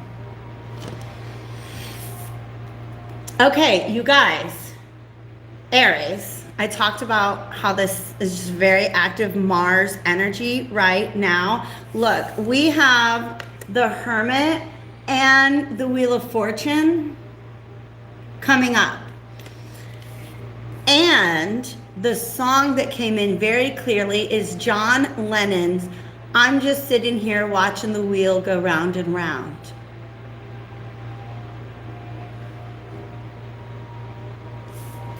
Aries is usually very active, right? Wow, but this is another example of sitting back and watching things happen. You have the Sage and the Hermit, okay? Approaching whatever is going on, you're approaching it with wisdom. Aries, which is awesome. It's awesome. It's perfect. But look, they're both writing too. Are you guys setting intentions? What are you doing? Are you planning?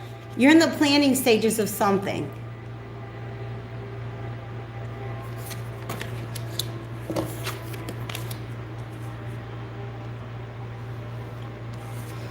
And then, it says she-wolf, but I feel like it wants to say teen wolf, okay? Because it's almost like teen wolf knows when he's going to become teen wolf, right?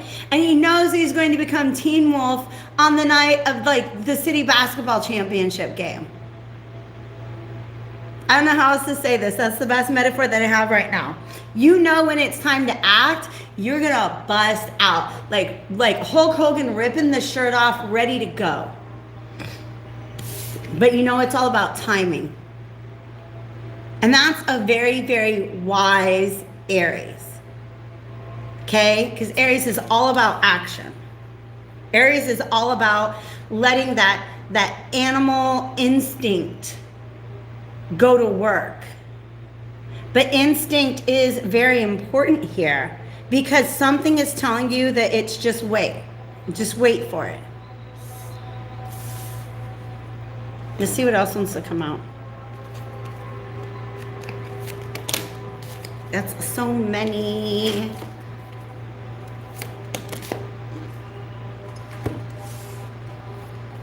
Yeah, 6 of arrows and 8 of staves. It is like you're not in the best position. You're not in the best place, energies are not in a place that are going to lead to the most quick and efficient movement. So 6 of Arrows is allowing yourself some time to move away from a tumultuous situation. Aries is doing a little bit of healing right now, and that's good. Okay? Not the most comfortable, but it's good. Because this 8 of Wands, it's almost as if like a Mars-Saturn square, opposition, to me is really talking about knowing that this is not the best time to act, that any effort or force that you put into something is going to be wasted and just leave you spent, leave you exhausted. Okay? So if this is not already the energy that you're in or the attitude with which you are approaching this week, Aries, that's what Spirit is saying. Okay? Give yourself some time to rest and some time to, because they're like showing me there's a lot of animal imagery here. It's almost like whatever you're going to approach, you want to knock it out with one fell swoop. Okay? Yeah, that's really interesting. And part of this is a result of that Capricorn full moon, because the difference between a Capricorn and an Aries, right, which is like the sea goat and the ram, is that a ram, an Aries energy, is to butt your head against the wall again and again and again and again and again. And you can keep doing that all day long. You can keep doing that all day long, butting your head against that wall until it finally falls down. But the Capricornian energy is to pull back, give yourself more distance so you can build up more force so you can knock that wall down the first time. Okay? So this is a very mature manifestation of Aries energy. A little different than what you guys might be used to, but definitely very, very beneficial. Because you're like, nah, I'm not going to butt my head against this thing 8 different times. I'm going to wait until I can hit it once and knock it down. Whoo! Drum. Dream and journey. Okay? Work smarter, not harder. That's what Aries is doing this week. Okay? As you're waiting, as you're watching, your plans are formulating.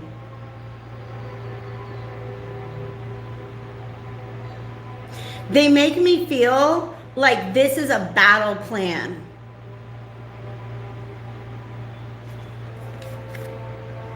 It's like you're mapping out enemy territory, so that when you go in and you attack, you know exactly how to hit the resources that you need.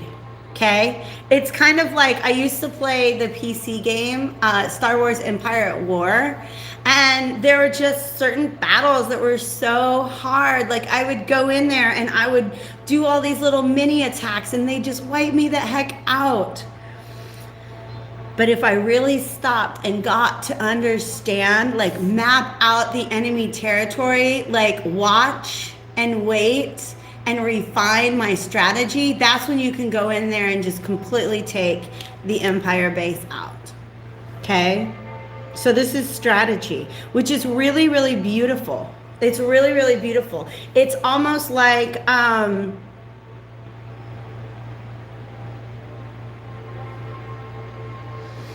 they want me to talk about Odysseus.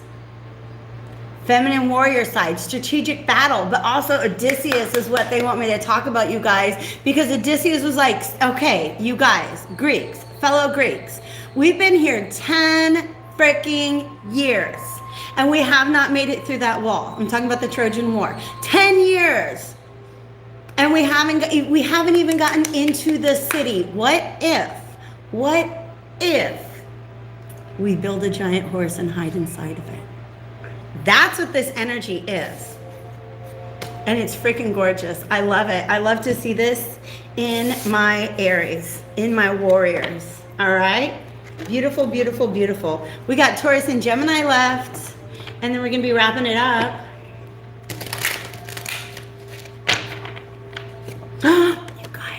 do have a surprise. My guides want me to do a reading at the end. I'm going to write it down. Just for my star seeds. Yay, I'm glad you found it empowering. Yeah, you're fighting all these battles like outside of the gates of Troy. No, stop and build a horse or something like that, right? Stop and build a horse. And we've come full circle to the burn it down Scorpio energy. All right, Taurus. 140-10 for my Taurus. I do feel like bear has something to do with you guys, all right? We do want to, they want me to talk about bear. Bear is a very protective energy, okay? They're not, look, whoever it is you're trying to go down this path, no, Bear's not having it. Bear is not having it. Because I feel like there's some little baby bear cubs on the other side. Okay. For some of you guys, Tauruses, this is a little bit of over defensiveness. Maybe a Pisces is trying to get into your heart and they're going to trick you into it. So many Aries placements. That happens sometimes. I know a girl who's an Aries, but she has so much Libra energy that it's like you would maybe be like, you're an Aries? Yeah. So very protective right now, very, very guarded. The quintessence and the raven, holy.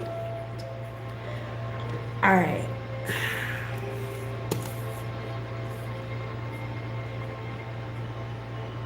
This is a big energy, you guys. Okay. There's something happening behind the scenes, like energetically. Okay, we talked about how like Scorpio, and it's funny because Taurus is the opposite, right? Scorpio was the alchemizer. Scorpio made the energetic change, right? Tauruses, for you, there's an energetic change that's taking place behind the scenes. And Spirit's going to let you know. Spirit is going to let you know. For some of you, wow, this is a little, sometimes I get a message and I'm like, I don't know, Spirit, that sounds like it's just for me. And they're like, no, share it. Remember I told you I'd found myself the exact, okay, nice. Okay, that's when you know Spirit is like sending you ravens, okay? I found myself in victim mentality. I found myself being like way more defensive and guarded than I really need to be at this time. And so, yeah, there's been a lot of work going on behind the scenes, okay? For some of you, you have initiated this work. For some of you, it's like Spirit brought it to you and was like, you need to deal with this. You need to deal with this right now, okay? But it's definitely about this shift is making you feel a lot more empowered. Okay?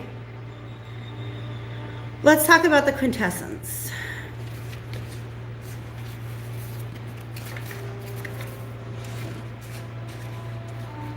Quintessence means fifth element. Oh my God, you guys, you know what the fifth element is. Have you seen that movie? You know what the fifth element is. Spoiler alert. But this says quintessence means fifth element and refers to the ether or spiritual substrate from which the four elements and indeed all things arise. We were talking about the energetic nature of reality. For some of you guys, this bear thing is about you in your environment wanting to fight every rock and tree and bird and everything that you come across. And recognizing that that's coming from somewhere energetically. These triggers, whatever you're trying to fight, whatever you're trying to guard and protect, it's like you're understanding, oh my God, that's beautiful. You're understanding the energetic nature of these things. that these things exist energetically, emotionally, and mentally before they ever manifest in your environment. And I really feel like this raven is going into the energetic realm, because that's what the raven flies, right through the veil. This raven is you flying through the energetic realm to be able to deal with it there, rather than just every time something shows up on your path, you're gonna fight it. That's freaking gorgeous. Let's talk about the raven. Yeah, the quintessence represents perfect balance and the direct apperception of the ultimate truth behind appearances. This, you felt like somebody was coming after you and you had to guard everything in your physical environment. But what you're realizing now is that there's something in the energetics of it all that need to be dealt with first. I keep hearing the phrase dream raven. To the point I'm looking at the word dream instead of raven. Raven is 142.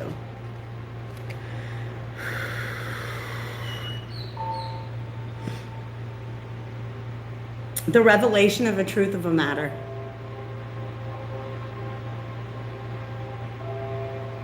Yep, raven is a bird that flies straight out of the other world with important messages that are often connected with change. Okay? The gift of shape-shifting and healing. All right? So, it's almost like they're literally showing me, and it's honestly, this is what I've been doing. Dream work. When I talk about dream work, it's about saying, look, these things that are showing up on my path in the real, tangible, material world are kind of freaking me out. They've got me in this bear state. Realizing that there's something energetic that you can go in and you can fly through it, come to understand it, come to see what exists in the other world. And the other world is basically the Celtic notion of the energetic realm. You can go there and interact with things when just trying to fight everything in this 3D reality isn't working out for you. Okay? You guys are going into the actual literal other world to confront these things. Ace of Wands.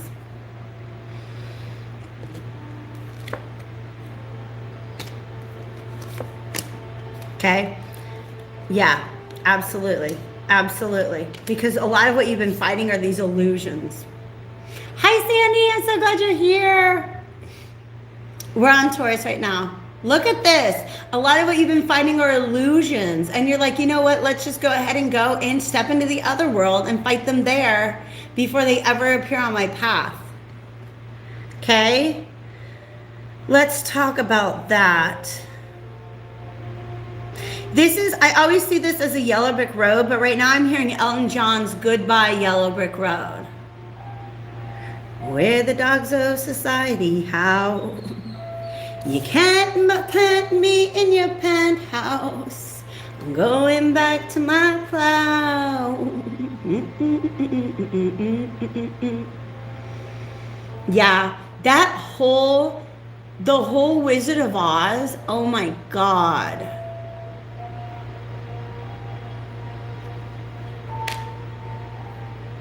Dorothy is dreaming. She was unhappy at home and she wanted to run away, right? What if that whole thing was a dream? What if that whole thing was Dorothy going into the other world? Because trust me, when y'all go into the other world, it feels a lot like Oz. It's like magical and mystical, and there's other beings there that you're like, what? And often there's a fairy godmother. Okay? For many of you, it is Bridget or Morrigan. Okay? If you're into the Celtic mythology. All right? And so it's almost like that's what you do. You're like, okay, well, we're just going to have to take this to the wonderful Wizard of Oz.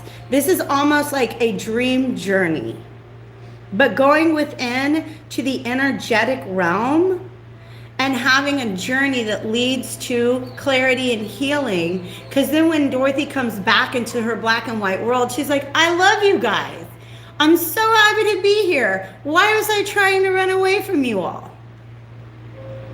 Okay? I feel like this is not even Taurus so much as this is like the Wizard of Oz.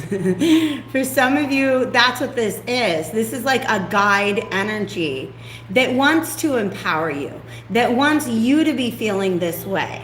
This King of Wands is an inspired action. Somebody who is a master of their own energy. Okay? Rather than constantly feeling under attack, constantly feeling like on guard, you got to go in. Yes. Okay. Bridget and Morgan. Because Morgan is like she's all about energetic sovereignty. Right? And Bridget is a wonderful healer. Okay? Look, you got to go into where the illusion's coming from. Where are not everything that you're perceiving as a threat is real. Okay? So you got to go to the source of the illusions, which is usually the unhealed subconscious. Okay? And that you fight them and you will become empowered. Carrie Dwin, I had a moonflower plant named Carrie Dwin. I had 3 of them back home. And Diana, Selena, and Cara Dwin were their names. I miss them. All right. So there's my reading for my Tauruses, you guys. I love this quintessence. That's just it. You guys have to go to the energetic source of it. I love how both Taurus and Scorpio, because they're opposites, we're very much about dealing with things energetically, which means that Scorpio is your North Node, right? Yeah.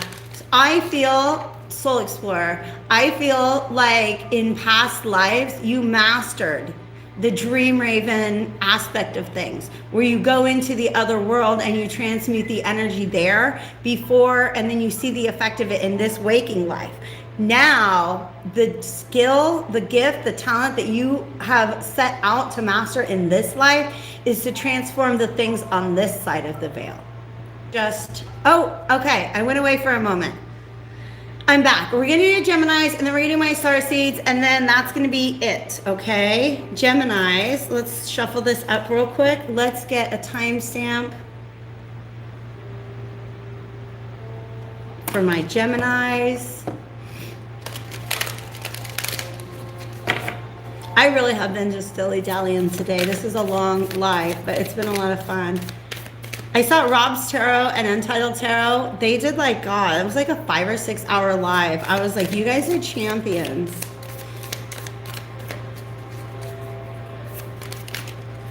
The Sun for my Geminis and Heart Guardian. Very interesting because this came up with Leos. They want me to look at her ring. It's like it's a ruby.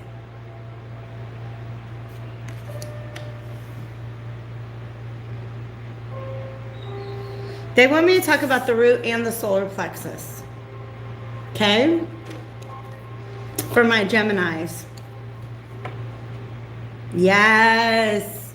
Gemini is also in a bit of a defensive energy right now, using a lot of energy towards guarding themselves from something. But I do feel like there's some sort of heart chakra blockage that wants to be addressed, that wants to be illuminated with this sun. And the sun says enjoy success and happiness. The Heart Guardian says love and let yourself be loved, okay? Now, part of the reason why you guys are having a hard time with that is you've got to address some issues of security and issues of confidence. Yeah, Gemini moon here too, absolutely. Yeah. Pluto reversed came out. There are some things that we feel, we thought they were healed. We go back in and take a look at them again, all right? Because this is a lot of defensiveness. okay? Some of you guys, it does not feel safe to love. You don't feel confident in love or in whatever it is that you're trying to pursue and manifest at this time. Okay?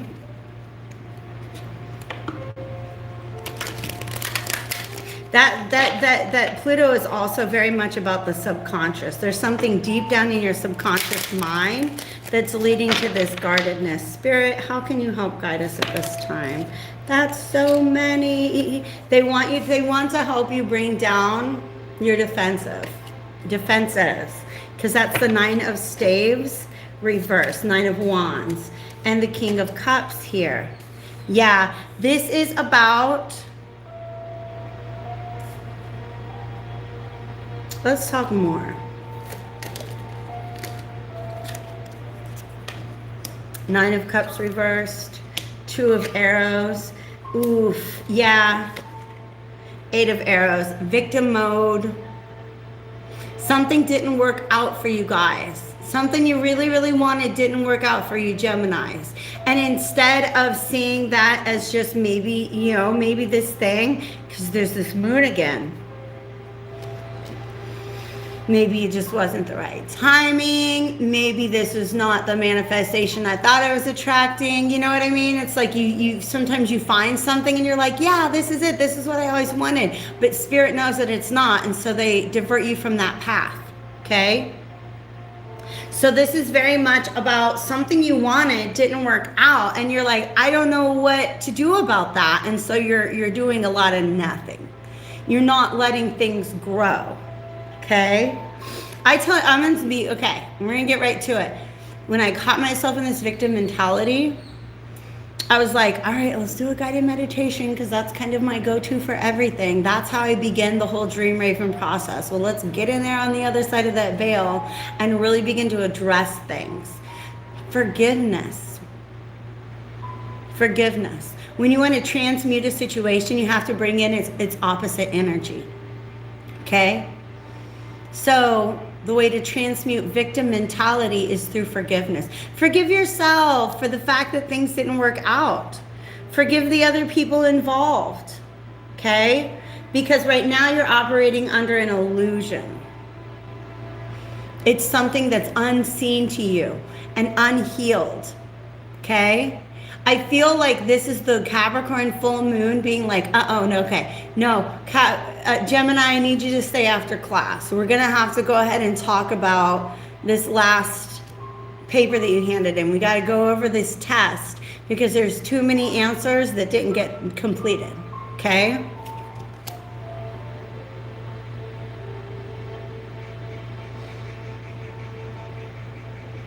But they're just really talking to me about the chakras, like the root and the solar plexus. The root is about survival needs, okay? And then the solar is about confidence and courage. Courage is really, really big here. Let's get one more. No, that's 2. Spirit Fox and Earth Mother. Trust your talents. Yeah, for some of you guys, it's like, I'm not going to let love in because I know what happened last time I did that.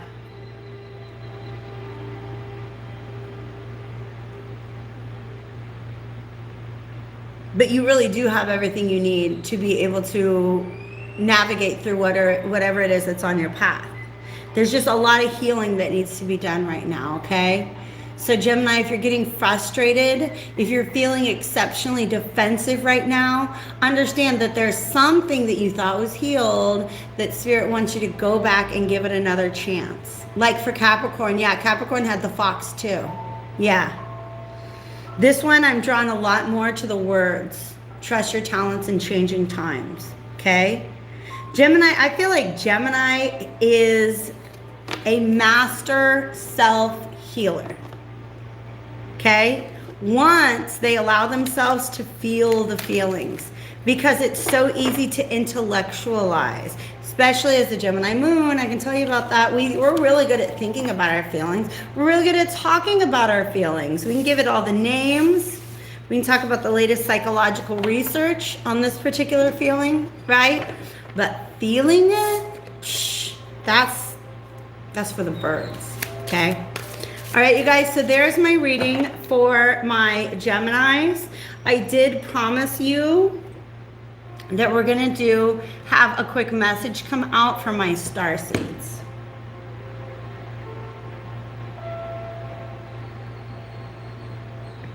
And here's the thing. I kind of got caught with my pants down here. I'm not wearing pants, it's a dress. Okay, so I want to use, okay, they're just telling me to go for it. My starseed and moonology oracles are mixed up together, and they're just telling me to go ahead and trust what I've got. Like, I put them back in the box that way. They're just telling me to trust what I've got. So this is for anybody who identifies as a starseed, empath, or light worker. This is like a higher vibrational frequency that wants to come in to kind of talk about the changes that we are undergoing cosmically right now, okay?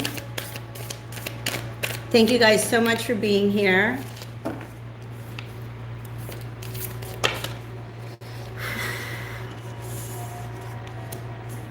Yeah, there is a lot of that. Mars energy. I tell you guys, Mars is very, very active this week. Okay? Mars is exceptionally active this week. And it can feel very warlike. It feels like, honestly, like people are a lot right now. Thank you for being here, Vanessa. People are a lot right now. People are at each other's throats right now. And I'm going to tell you, okay. We're going to dip the toe in these waters, all right? An environment of fear is being cultivated on your behalf. Okay? An environment of fear is being cultivated for the masses.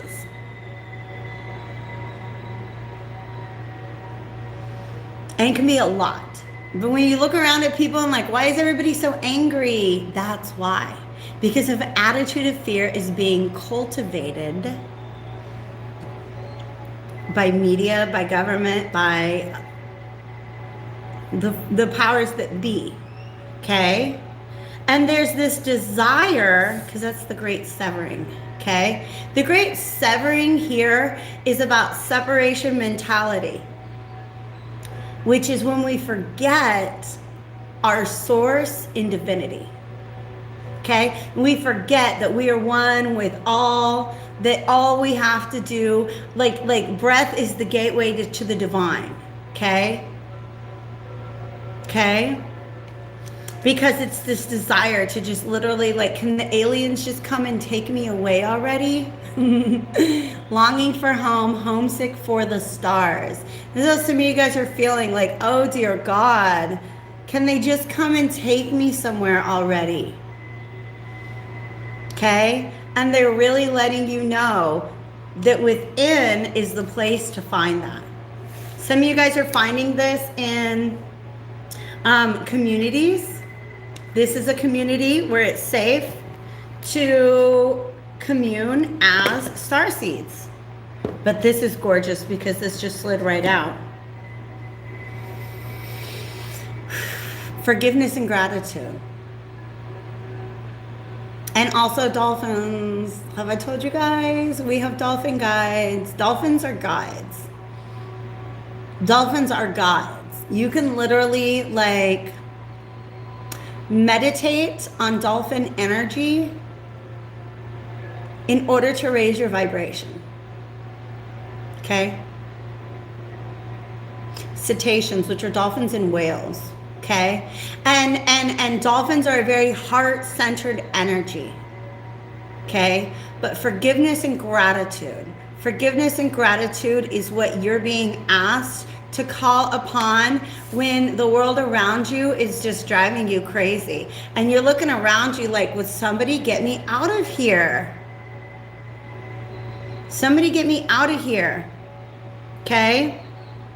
Because this high wraith, this longing for home, homesick for the stars, is really about, what was I thinking when I signed on for this, right? Well, okay.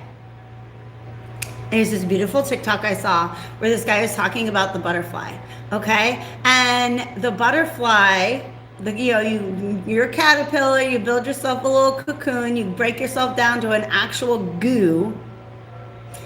And then, yeah, because the dolphins, because like we all have dolphin guides. Absolutely. We can connect with them in meditation. Okay, but this guy's talking about the butterfly, how like the butterfly, when it's ready to be a butterfly, it has to break itself out of the cocoon. And scientists have discovered, like, if you were to be like, oh, no, butterfly, here, I'm going to cut the cocoon open and pull you out, that butterfly can't fly. Because the strength that was required for it to pull itself out of its cocoon is the exercise that prepares it to be strong enough to fly, right? So that's what we signed up for, to come here and be put on this frequency where we are so separated from source so that we can find our way back. So that we can find our way back, and not just like, oh, when I die, I'm going to go back to the stars. No. So to bring the stars in here, into our hearts, to understand that there is no separation. The separation is an illusion. Right? No, we're not burning down the whole world. There are certain aspects, definitely. But anybody who's like, I went out of this life, it's because the experiment is going a little too successfully. You have forgotten how closely we are connected to source. Because this world wants you to believe that we're not. They want you to believe that we're all here, all alone, and that you need to be saved.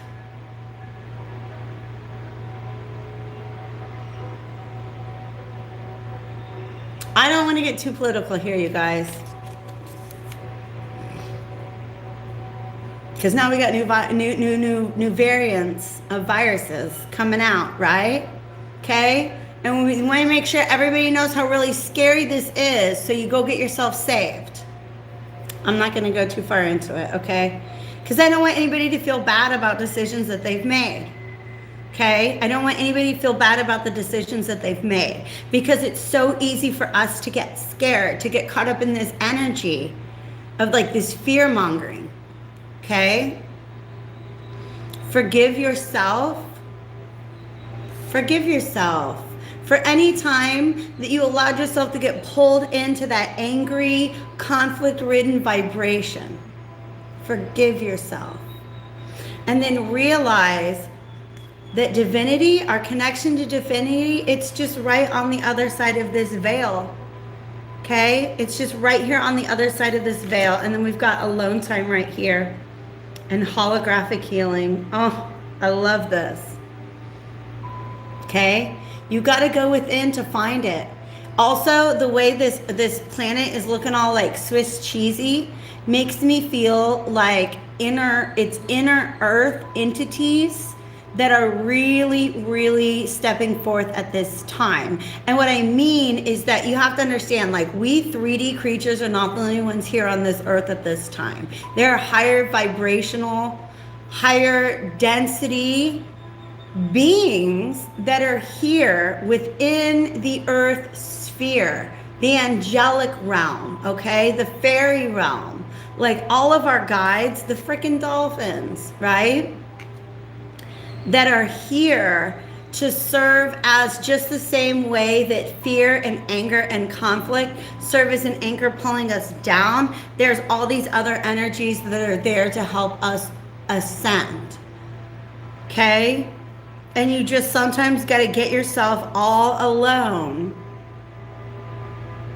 Okay? Get into meditation, do your breathing, take good care of your bodies, right? I really feel the need to talk about moving your body at this time.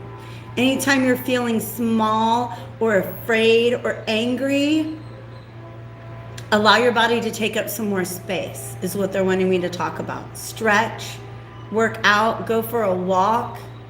But definitely the more you remove yourself from this angry, scary, conflict-ridden environment, the more you realize that it's like we don't need them to come take us away. We can go within and find that peace, okay? We can go within to find that peace.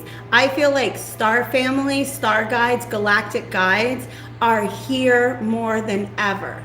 But they're just saying, we need you to turn away from what's scary. We need you to turn away from what's making you angry. We need you to turn away from what is pulling you towards conflict. And just remind yourself, okay? Remind yourself that even though we came down here into these bodies in this lifetime, we did not do so alone. Okay? Your star family is so here for you. And they're saying, come to us in meditation. We will help. Okay? Oh my gosh. Huh. This is really big. I might do a whole starseed reading for you guys later this week because I feel like they have more that they want to talk about. But most of all, they want you to know that they are here. They are not like you. We're never alone. We're never abandoned by our interdimensional, intergalactic family. Okay, you guys? Thank you for being here. I love you all so much. I hope you guys have an amazing week. And head to full break from social media, news feeds, and political podcasts. Yes, yeah. I've been watching this. I've been watching this Dark Horse podcast, which has been so informative for me, and it's really helped me feel a little less gaslit by the world. Much love to you. A little less gaslit by the world, because there's a lot of gaslighting going on. And for a lot of people, I know a lot of people, myself included, have been being given the message to rely less on tarot readers right now and more on just going within. So if I don't see you guys for the next week, I understand you're communing with your own guides and focusing on your direct connection with them rather than going to external sources. But I want to let you know that my job is I'm not here to replace anybody's guides. I'm here to help you build that bridge and build that pathway and build that stronger relationship with your guides. And then once that's been established, let's talk about what that's like, okay? I love you guys so much. Mwah, mwah. Big hugs. Take good care of yourselves. Many, many blessings to you all. And I will hopefully see you back here again next week. Take care. Thank you, Soul Explorer. Thank you guys for being here. Timestamps coming in about 15-20 minutes. All right? Take care.